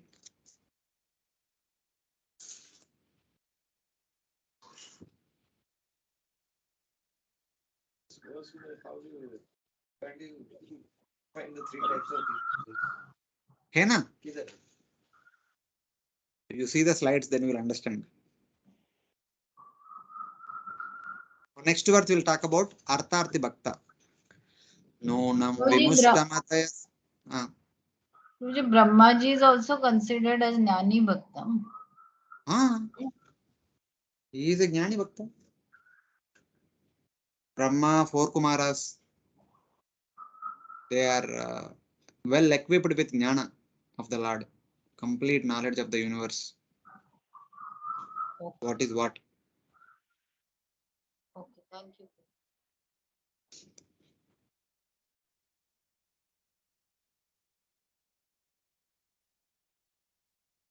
Jnani Bhakta means it does not make them a inferior. See, Jnani Bhakta means basically the Jnana aspect is the connection of the Lord in relation to the material world. They are completely aware of that knowledge. So that makes a person Jnani Bhakta. That's all. Jnani Bhakta doesn't mean that they are not aware of the Lord's spiritual activities. Not like that. They are aware of that also. But since they are in the material world, they are in charge of a particular service. That service entails them to be in this position with the complete knowledge or complete awareness of what is happening all around. No, but For example, yeah, please tell. for example, there is a university. For the university, we have the director or vice chancellor. They are supposed to know what's happening in the entire university everywhere. They should be having complete knowledge of the entire universe. The vice chancellor may be a physics professor, maybe a math professor, that maybe is liking the subject of his liking. But when he becomes vice chancellor, he should know about the entire university, what's happening everywhere. The knowing about the entire university is called jnana. Similarly, knowing about the entire universe is called jnana. And Brahma should be aware of entire universe, what's happening all around. So in that way. Okay, I was confused because when we talk about 4 Kumaras as Jnani, and then when they went to Vaikuntha and they smelled the fragrance of Tulsi offered to Lord's feet, then they turned into Bhakta. So earlier they were Brahman realized. So that is why I was confused when we talk about Brahmaji as Jnani Bhakta. Now it is clear. They know everything, but because of their service, now they are given a title. They are the director of the university or vice chancellor of the university. So they are expected to know because they are sitting on that post. If they are resigned from that post, they will they are Ananya Bhaktas. As long as they are in that post, they are Jnani Bhaktas. They cannot be indifferent to their service while doing their service. Okay, thank you. That is like नूनं विमुष्टमतयस्तव मायया ते ये त्वां भवाप्यय विमोक्षणमन्यहेतो अर्चन्ति कल्पकतरुं कुणपोपभोग्यम् इच्छन्ति yes स्पर्शजं निरयेऽपि नृणाम्. Persons who worship you simply for the sense gratification of this bag of skin are certainly influenced by your illusionary energy. In spite of having you, who are like a desired tree and are the cause of liberation from birth and death, foolish persons such as me desire benedictions from you for sense gratification, which is available even for those who live in the hellish conditions. So now he is going to talk about the Artharthi Bhakta, quoting himself as an example of that. Those who worship you, my dear Lord, you who is the giver of the freedom from birth and death, Bhavapeya Vimokshanam. The Lord can award liberation from the material existence. But still, people worship you as if you are a material desire tree for the fulfillment of their material desires. Lord can award moksha, but people approach him for the fulfillment of their material desires, considering the Lord as a material desire tree.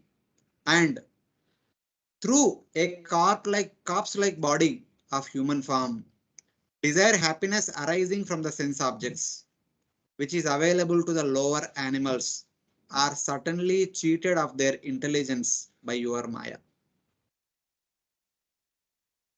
So like that. So what is the condition of a Artharthi Bhakta? Artharthi Bhaktas approach the Lord for the fulfillment of their material desires because they are cheated by Lord's Maya. They are only interested in the fulfillment of the demands of the material body, which is like a dead corpse because it is only interested in the material happiness.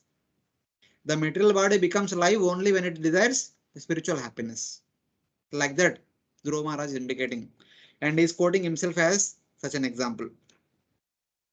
The fourth type of devotee, the Artharthi Bhakta, is me only.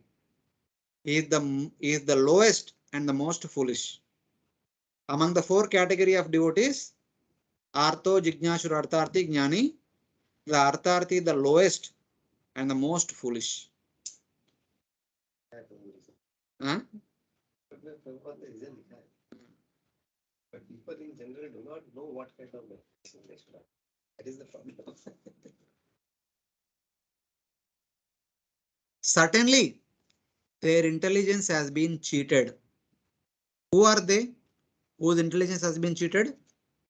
They worship you who give freedom from birth and death, Bhavapeya, for trifling results. Moksha Pradata Sarvesham Vishnur Eva Na Samshaya. It is only Vishnu alone can award moksha. But that Lord who can award moksha, people approach him for the fulfillment of their material desires, trifling results, Anya Heto. He can actually give Bhavapaya Vimokshanam, but people approach him for Anya Hetu, for other material desires. Thus, they worship you as a desire tree. They desire happiness through a body comparable to corpse. This should not be desired. That happiness arising from relation to the sense objects is available even in the births of pigs. Narake. The material happiness even is available in the lower species and also in the Naraka also it is available. Therefore, one should not approach the Lord for the material, for the fulfillment of the material desires. The place of suffering. No. You read 3rd canto, chapter 30 and 31. Even the people who go to Naraka also, they experience a kind of material happiness there. There is one misery, there is another misery. There is a gap between the two miseries. When there is no misery, that they experience that happiness. So there also they try to find that happiness. 3:30 and 31. So like this, he has kind of described the four kinds of devotees: Chaturvida Bhajanti Mam, Jana Sukritin Arjuna, Artho Ratnyati Jignasur, Jnanicha Bharatarshabha.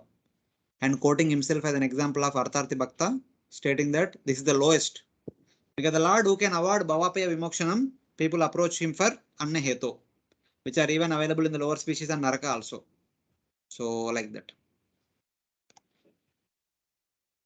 Then in the next verses, he compares the karmis, jnanis and devotees.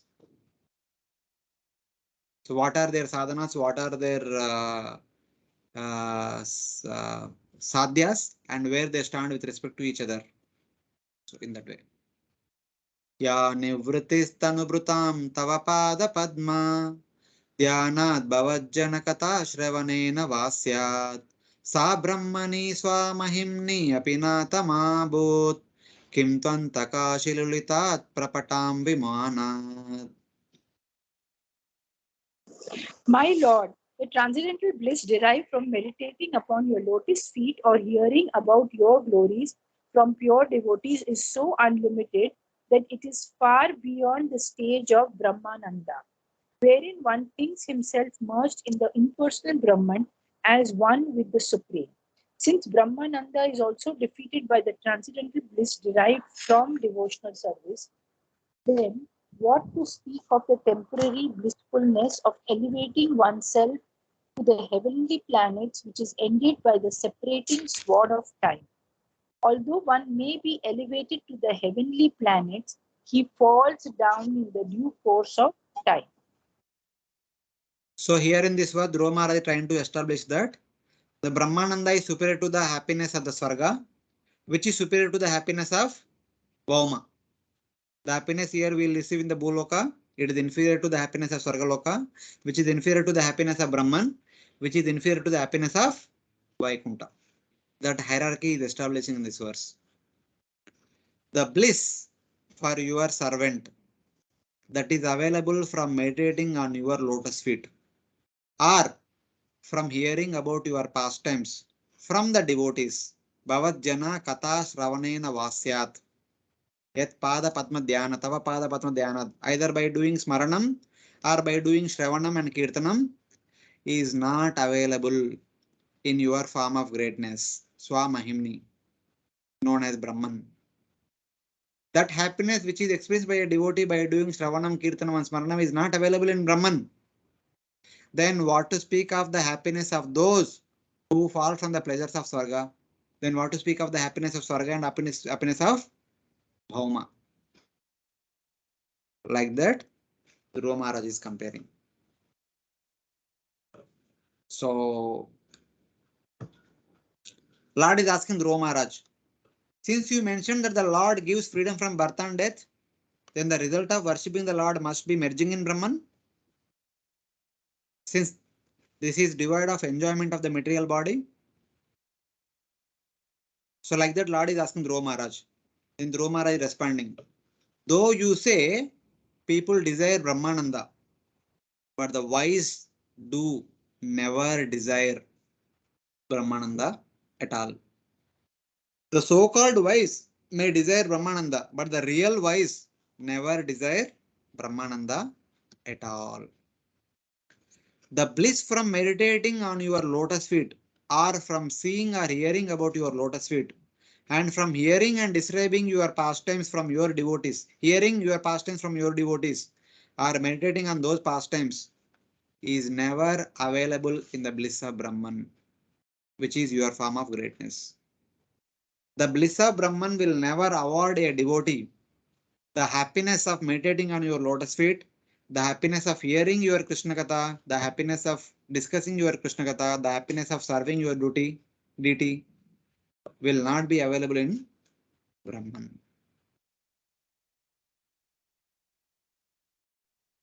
Mahima means the state of greatness. You are great, but the Brahman is your state of greatness. It is only the quality of pervading everywhere. How can there be bliss in Brahman to the same extent that it exists in you? Like that, Dromar is questioning the Lord.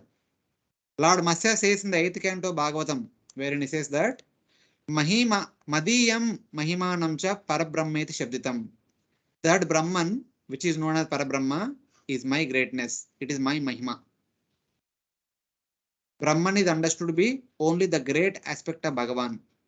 The all-pervasive nature of Bhagavan is known as Brahman. The greatness of Brahman. The greatness of Bhagavan is known as Brahman. So in that way. That bliss is, of course, never there in those who fall from Sarga, enjoyment, which is destroyed by time. It is, you remember Bhagavad Gita 9th chapter? Tetam Bhuktva Sargalokam Vishalam. Shine Punye Martelokam Vishanti. By performing piety, one may go to Swarga. But as soon as that Punya is over, one will fall down. Even though one may perform Punya once again go to Swarga. But Swarga itself would be destroyed at the end of Brahma's day. Swarga itself is not permanent. Then what to speak of the happiness of Swarga? So in that way. Since no other results other than inferior happiness are mentioned through Swarga and liberation, the real result of Bhakti to you is Bhakti to you alone, which gives superior bliss. Thus, the desireless state of the devotees. Desireless means no material desires such as Swarga and Brahmananda of the devotees and the self-manifesting nature of Bhakti are shown in this verse. By performing karma, one will go to Swarga. By performing Jnana and Ashtanga Yoga, one will go to Brahman. But by performing Bhakti, one will go to Bhagavan. So if the bliss of Vaikunta is greater than the bliss of Brahman, which is greater than the bliss of Swarga, which is greater than the bliss of Bhauma, so then The sadhana that awards the bliss of Bhagavan is greater than the sadhana that awards the bliss of Brahman, which is greater than the sadhana that awards the bliss of Swarga, which is greater than the sadhana which awards the bliss of Bhauma. So that is the hierarchy is established in this verse. So then one example is given. What kind of bliss the devotees in Vaikuntha have? This is from 3rd canto, 25th chapter, text number 36. Lord's reciprocation to those devotees who go to Lord's abode. The devotees whose minds and senses have been stolen by the attractive limbs of the Lord, which contain pleasing words, glances, smiles, and pastimes, and which fulfill their desires.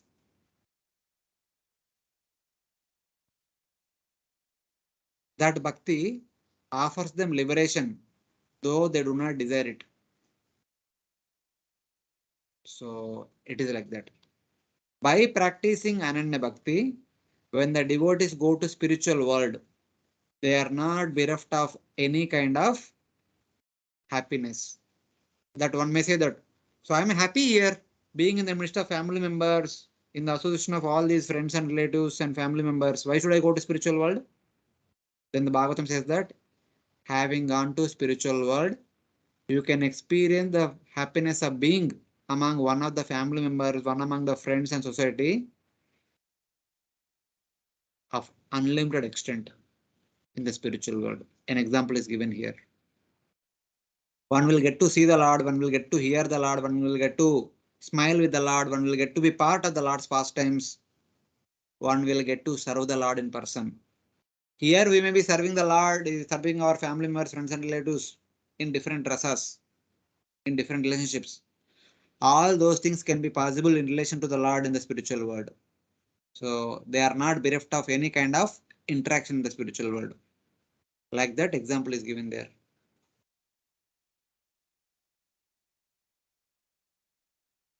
Therefore, I want to have the experience of that bliss, which is possible by hearing your pastimes, discussing your pastimes, meditating on your pastimes, which is only possible in the association of your devotees. Therefore, please give me the blessing of the association of your devotees. That is mentioned in the next verse. Bhaktim moho pravadatam tvayi me prasango భూయాదనంత మహతాం అమలాశయానాం ఏనాంజసోల్బనమురు వ్యసనం భవాబ్దిం నేషే భవద్గుణకతామృతపానమత్తా.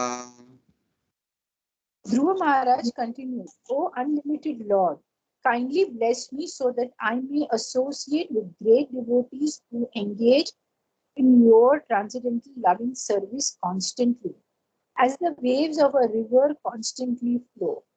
Such transcendental devotees are completely situated in an uncontaminated state of life.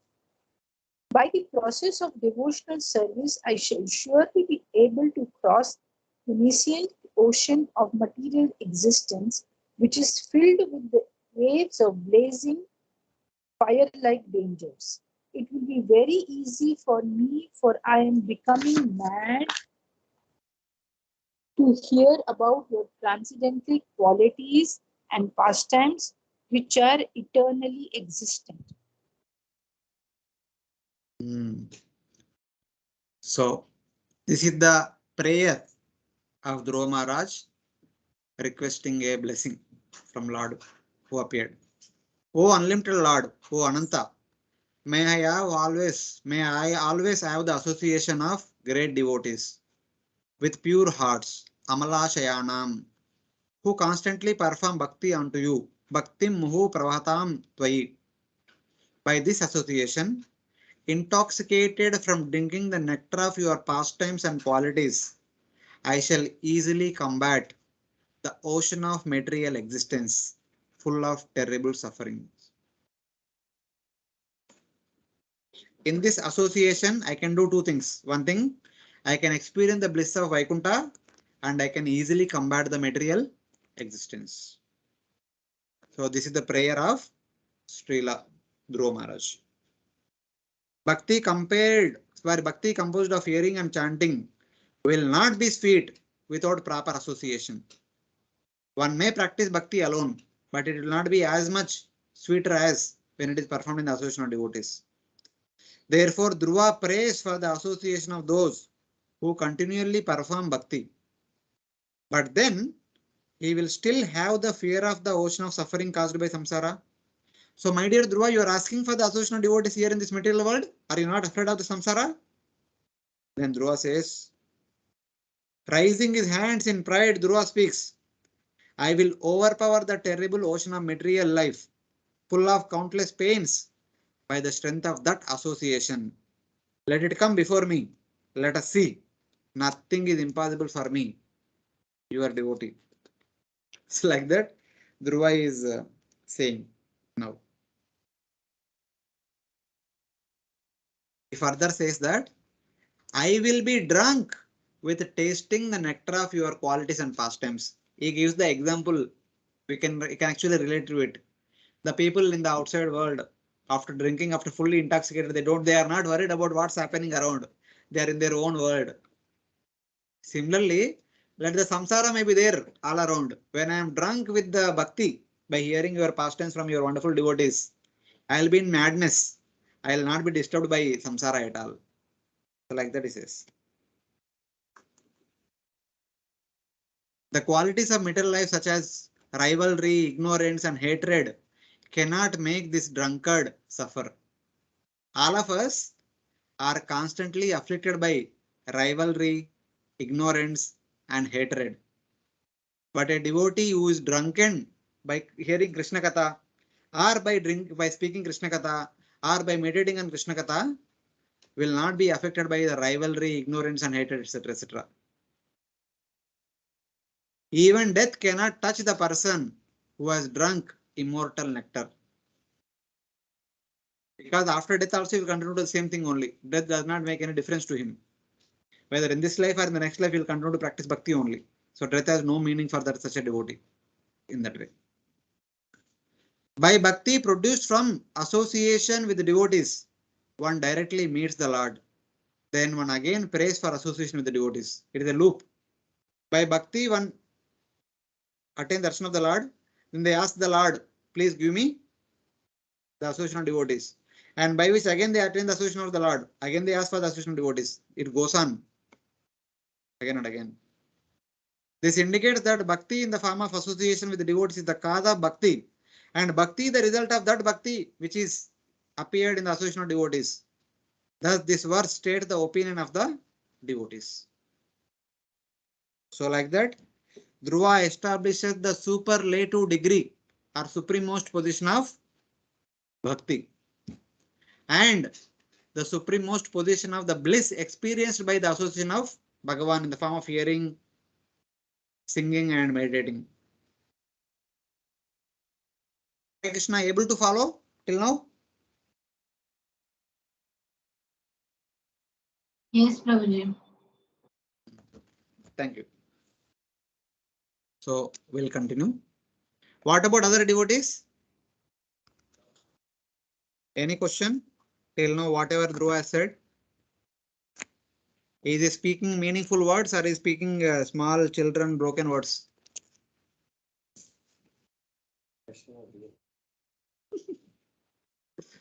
Hare Krishna, Prabhuji. Hare Krishna.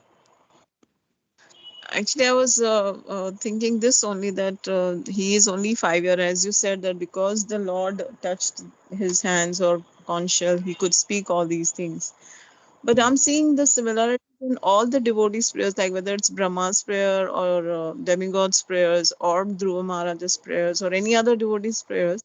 They have some certain fixed elements in it, the way they glorify the Lord. So I'm just wondering that how are they getting we understand about Brahma, he's the creator, secondary creator, he may have it or he has it, I mean. But Dhruva being a 5-year-old, Prahlad being a 5-year-old, how are they able to speak even about the aspects of creation and maintenance and destructions? Like they call God as you are the creator and you are the annihilator and everything. Like you are Karanodakshai, Garbhodakshai, Kshirodakshai, all this. So I'm just wondering how. I mean, it's just the touch of By the the Lord. darshan and by the touch. By the darshan of the Lord, by the touch of the Lord. Only by those two things. It is not gained knowledge. It is revealed knowledge. Atha Sri Krishna Namadi Nabavet Grahya Mindriya. By our material endeavor, we will never understand the Lord. But when we engage our senses and service of Supreme Lord, Sevan Mukoi Jivado Swayam Eva Spurutiyada. That knowledge will be revealed in the core of the heart of the devotee. It is not gained by studying or by doing something else, by doing some research or something like that. So Prabhuji, how we relate to this? Suppose, I'm not saying that it's happening tomorrow, but if in any lifetimes, if I see the Lord, or if any one of us see the Lord, we'll be also speaking the same things, or there will be some different rasa to it. I mean, I find these all prayers. Yeah, sorry. These are all prayers of awe and reverence, like So what could be our prayers? I mean, I'm speculating. I don't know. This is not the right question at this stage of life, but what will we be doing when we see the Lord? Will No, it all depends on the individual person. According to their realization, they offer prayers. You don't have to offer exactly same. According to one's realization, will offer. The realization is due to Lord's mercy, not by our endeavor. Our endeavor should attract Lord's mercy. Lord's mercy will reveal the knowledge, will reveal the understanding of the Supreme Lord, realization of Supreme Lord. Yeah. So also, Prabhuji, in between the shlokas, you mentioned about that should we stop meditating on the Paramatma form once we like when Dhruva saw the Lord, did he stop meditating on the Paramatma? What was the answer to it? I think I missed what you said. That was for yogis. For Ashtanga yogis, when they have come to Samadhi platform, they stop meditating, they stop performing the Ashtanga yoga. Then they Then they do what? And that bhakti will make them realize Bhagavan or Brahman. Then they do what? They do smaranam. Acha. Then the smaranam. Bhakti means Shravanam, Kirtanam, Smaranam, Padasevanam, etc. So because they are yogis, they may not be well equipped with all other activities like deity worship, Padasevanam, etc. So they are very much familiar with Smaranam. They do Smaranam. They do Leela Smaranam or some Rupa Smaranam or whatever. That is Bhakti for. They don't have to do all the 9 angas of Bhakti. By doing one anga also they can attain perfection. Okay. Thank you. Smaranam is very much close to Jnana Yoga and Ashtanga Yoga than other things. But that is also the ultimate of all the other activities, because everything has to lead to Smaranam. That's even for devotees also ultimate, everything should lead to Smaranam only. The Smaranam is like in one ultimate. So for Jnanis that is natural, but for devotees we have so much what you can say, widespread activities. But ultimately everything should conclude Smaranam. Okay. Thank you, Prabhuji. Thank you. Tena smaranti atitaram priyamisha martyam echanu adasuta surud gruhavitta dhara etvabjana babavadiya padara vinda saugandhya lobdha hrudayeshu kruta prasanga.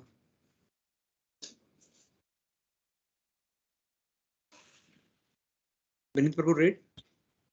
O Lord, who have a lotus navel, if a person happens to associate with a devotee whose heart always hankers after your teaching, always there attached to the material body or bodily relationship to offspring, friends, home, wealth, and wife, they are very, very dear to materialistic persons.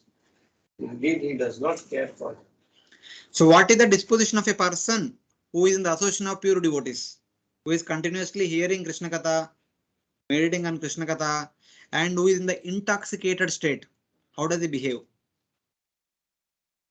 O Lord with lotus navel, Those who have taken association with those whose hearts have smelled the fragrance of your lotus feet do not care for this very dear material body. They do not care for the very dear material body. Atitaram priyam martyam. The material body which eventually one day die.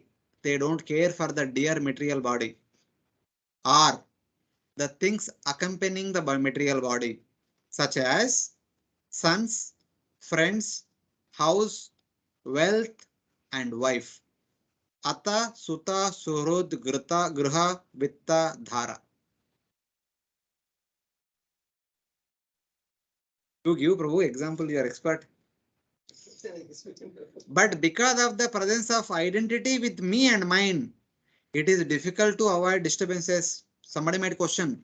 So, my dear Dhruva, you are asking only for the association of devotees. Why not the association of your wife and children, family members, and all? So, are you asking the association of devotees? By the way, if you get association of other people also, there may be a lot of obstacles. How do you deal with them? Something like that. Indirectly or directly is asking that question. Dhruva is saying that the devotees do not make arrangements for the material body. Even though it is very dear. The body is the dearmost object for every individual living entity. But still the devotees do not make arrangements for the material body. And they forget as well those who are present in relation to the material body, such as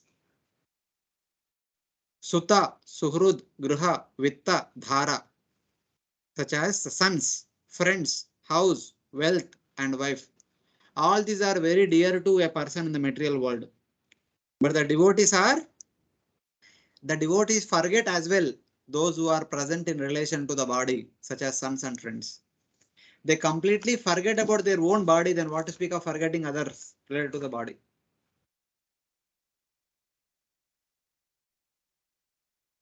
Those who take association of the devotees do not care for the body. According to Srila Sridhar Swami, the word tu indicates that these persons, by fixing themselves in yoga, that means bhakti yoga, have given up identification with the body. But this is the nature of the devotees. Since the devotees are completely nishkama, they don't have any material desires in this material world. What do you mean by these lines? What is the understanding of these lines? Dhruva Maharaj is saying that devotees are not interested in the body, wife, children, and other friends and relatives and society and wealth, etc. What do you understand from this? Their priority is devotion. Their priority is devotion. Okay, then So even they are though on the they may Brahmaput be, platform. no, even though they may be living in the Grihastashram, but the way the material for the materialistic person, the priority is his house, children, and wife, etc. So whenever anything, that is why now when we tell materialistic person to come to temple or devotional activities, they will say no, I have this that because their priority is different. But for a Grihastha devotee, he may, or even otherwise, he may appear to be situated in the house and with the wife and children and all, but internally he is more attached to the Lord and devotion. So his priority will be that. Okay. Any other thought from any other devotee?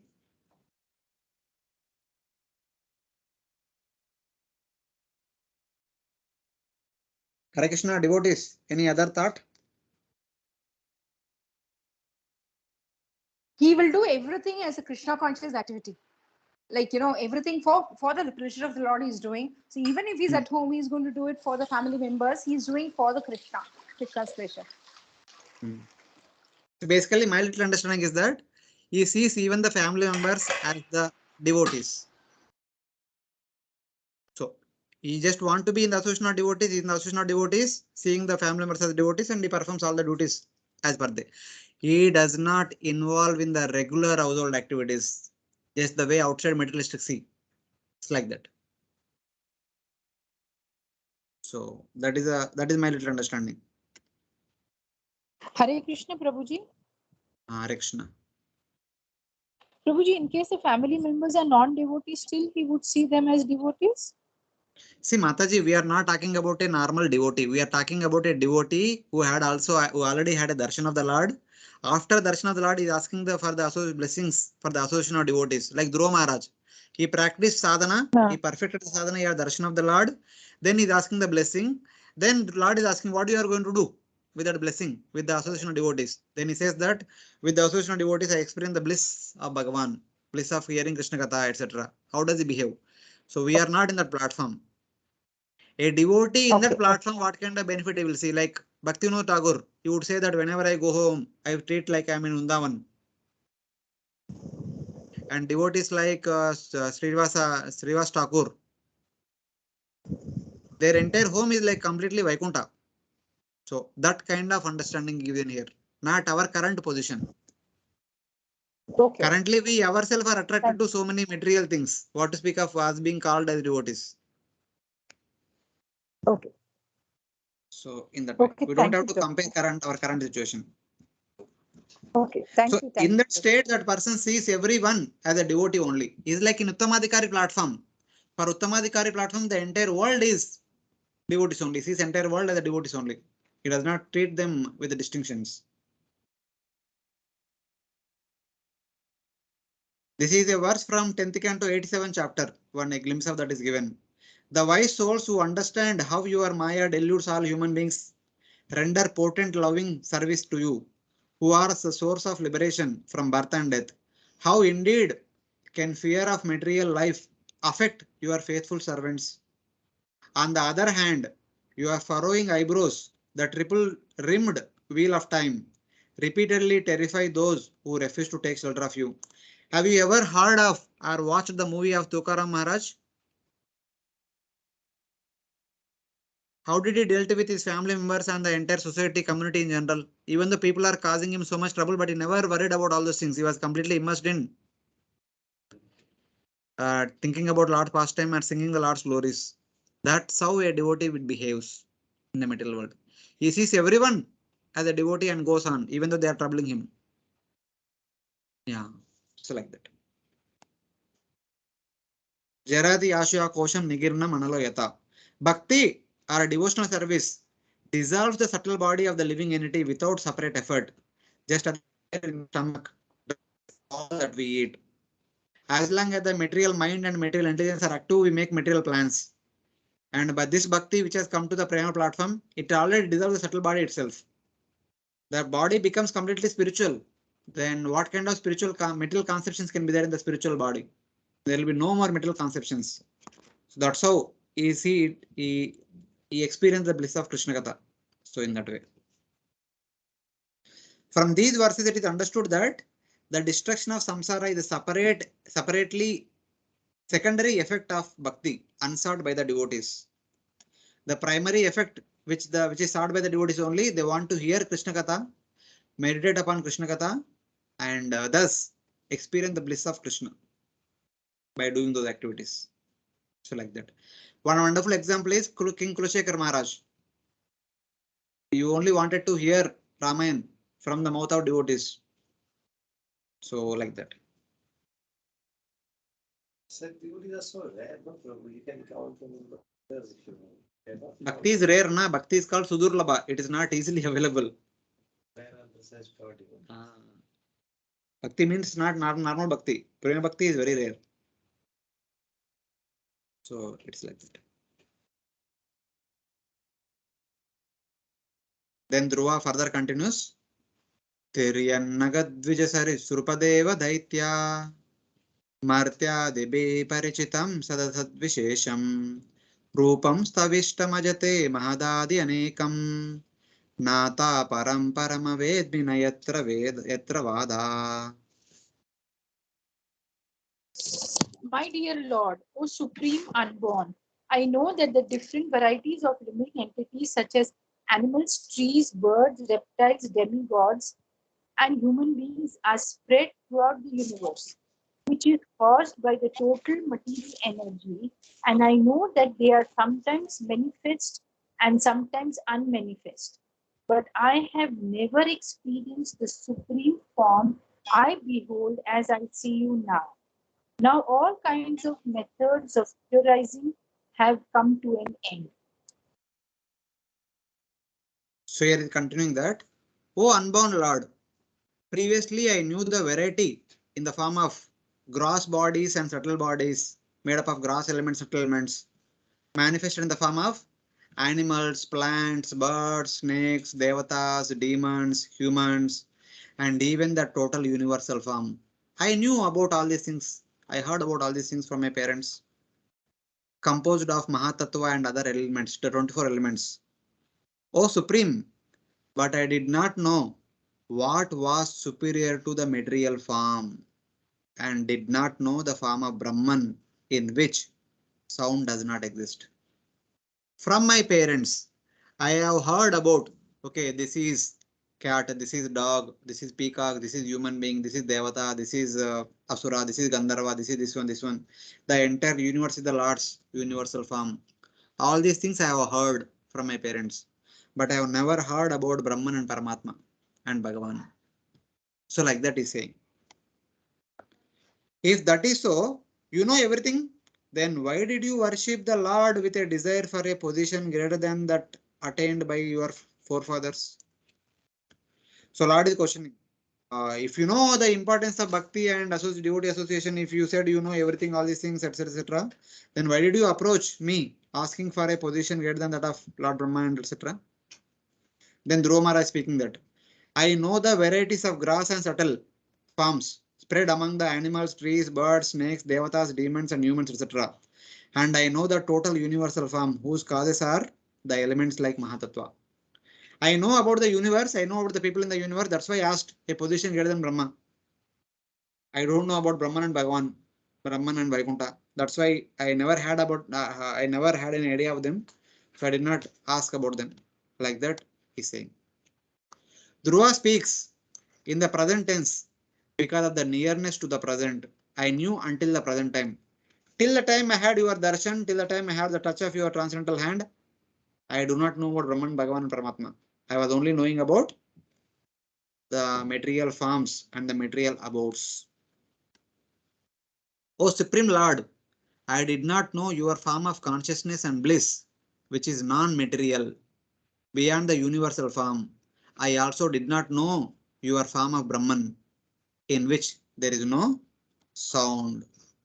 Because I am ignorant of your existence as Brahman and Bhagavan, being a child, I thought only of insignificant things. Now, however, being touched by your conch, I have understood the meaning of all the Vedas. Therefore, I offer myself to your lotus feet. Like that, Dhruva is revealing his limited understanding what he had till now. And now he's also telling that now I have understood who you are really. I don't want anything in the material world. I only want the association of your devotees. It's like that. So then, okay, you mean to say that now you know me in my form as Brahman and Bhagavan? I will test you then. Please let me know who I am. Dhruva answers in 3 verses. In the next 3 verses, 14, 15, 16, Dhruva will explain his understanding of Brahman and Bhagavan. So, in that way. Kalpanta etadakilam jatarena grahnan sete puman swadrug ananta shakastadanke yennabi sinduruha kanchanaloka padma garbe dyuman bhagavate pranatosmi tasmai.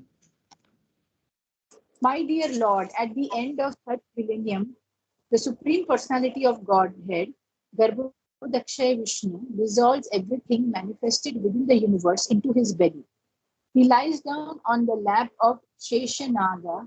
From his navel sprouts a golden lotus flower on a stem, and on that lotus, Lord Brahma is created. I can understand that you are the same Supreme Godhead. I therefore offer my respectful obeisances unto you. So now he is going to talk about Garbhodakshay Vishnu, who is there in the universe at the source of the entire universe. accepting his abdomen, all the universe, the entire everything within the universe, all the 14 planet systems and all the living entities.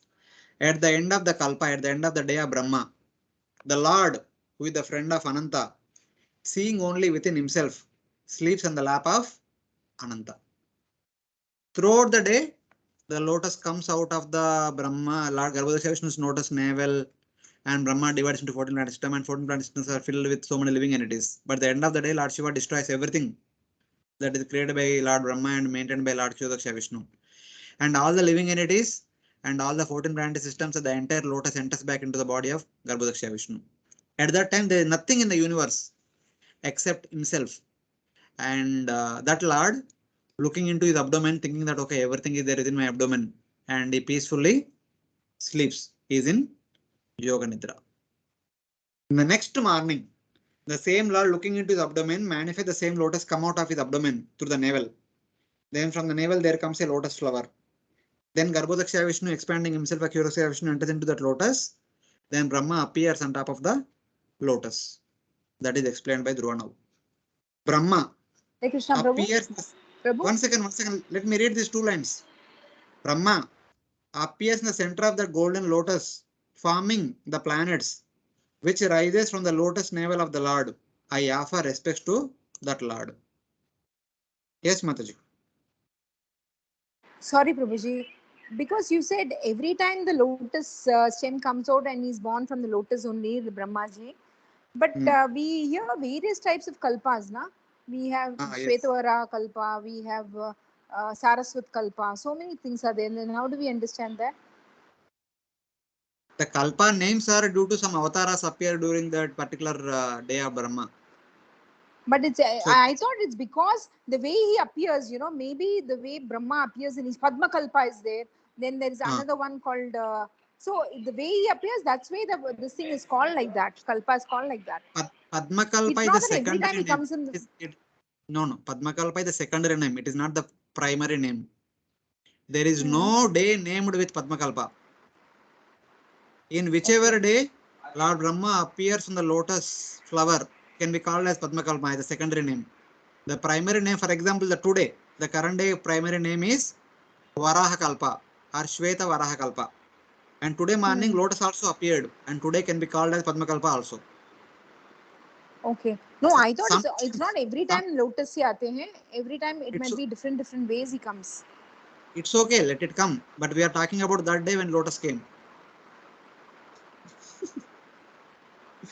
So it's like that. Because we are talking about today what happened. Dhruva Maharaja is talking about today how Lord Brahma appeared. Today lotus came, that's why he's talking about the lotus and Brahma. Is it like that for Prabhuji? Like this is a new thing for me. Like so other kalpas how the Brahmaji appears. It's okay now how Brahma appears, it doesn't matter. Today we are in the Brahmas today. How it happened today only we know in the Bhagavatam. How it happens in the other days we don't know. If we at all if someone wants to know, they can wait till the next day starts. Yeah. Okay. So that will be described maybe in some different shastras, which are not available right now. Even though you may take other shastras also, the shastras talk only about what happened today. They don't talk much about what happened yesterday or day for yesterday. They may briefly mention here and there. Even Bhagavatam 2nd canto 9th chapter talks about in the first day also lotus appeared. Today also lotus appeared. Yesterday also lotus appeared. Like that Bhagavatam says. Yeah, like how it mentions about Raktavara and Svara, they appeared different color in different color. It's okay. They are all like other details. Just by knowing how Brahma appears in each day does not give us any great bliss. The Lord as Garbhodakshaya Vishnu sees in himself. He does not see outside since he is engaged in Yoga Nidra. He sleeps on the lap of Shesha in the waters of Garbhodak ocean. In the center of the golden lotus, composed of the planets, which has arisen newly from the lotus navel of Lord Garbhodakshaya Vishnu, Brahma appears on the top of that lotus. I only bow to Garbhodakshaya Vishnu to please you, Prishnagarbha, but I am not capable of serving him at all. I can only offer my respects to Garbhodakshaya Vishnu because his form is so huge, so wide, I cannot worship him. I can only offer my pranams unto him. That is your transcendental form. Like that, he is expressing his understanding of Garbhodakshaya Vishnu and the service of Garbhodakshaya Vishnu. So like that. So then Sprishnikarva is asking, so you say Garbhodakshaya Vishnu is in deep sleep, Yoga Nidra, and everyone is sleeping. You are also sleeping yesterday. And before, when you are at home, you are also sleeping and everyone is sleeping around. How the sleep of Garbhodakshaya Vishnu is different from the sleep of ordinary living entities?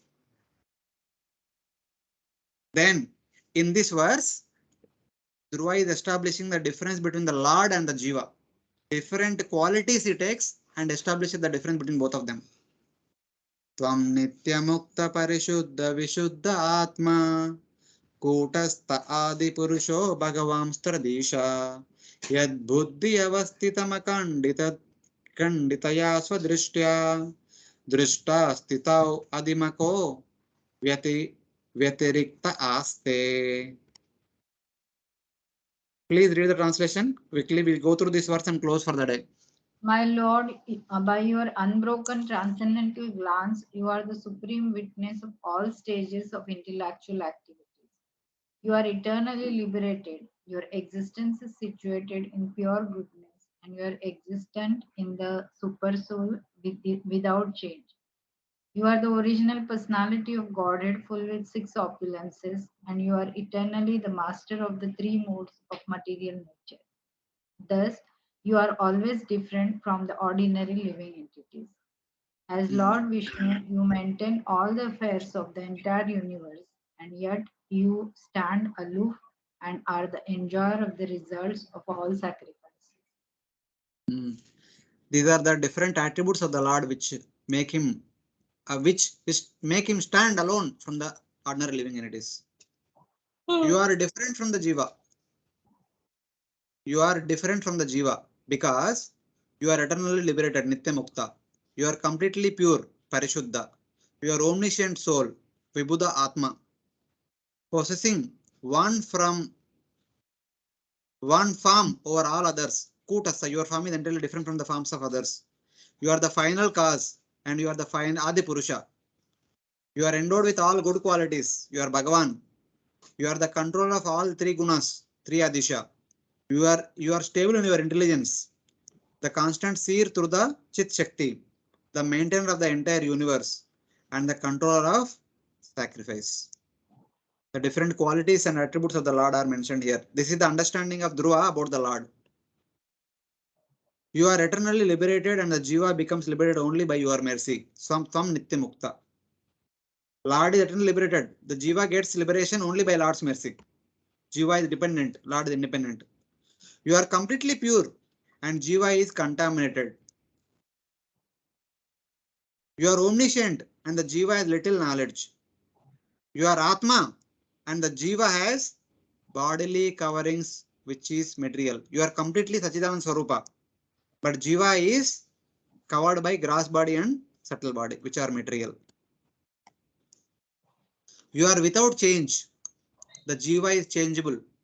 Jiva takes birth, grows, gives byproducts, stays for a while, dwindles and dies, but not like the Lord is not like that. The Jiva is changeable. Or you extend over all time in one form. The Jiva takes many forms over time. Currently, we are in the youth, but Hare Krishna.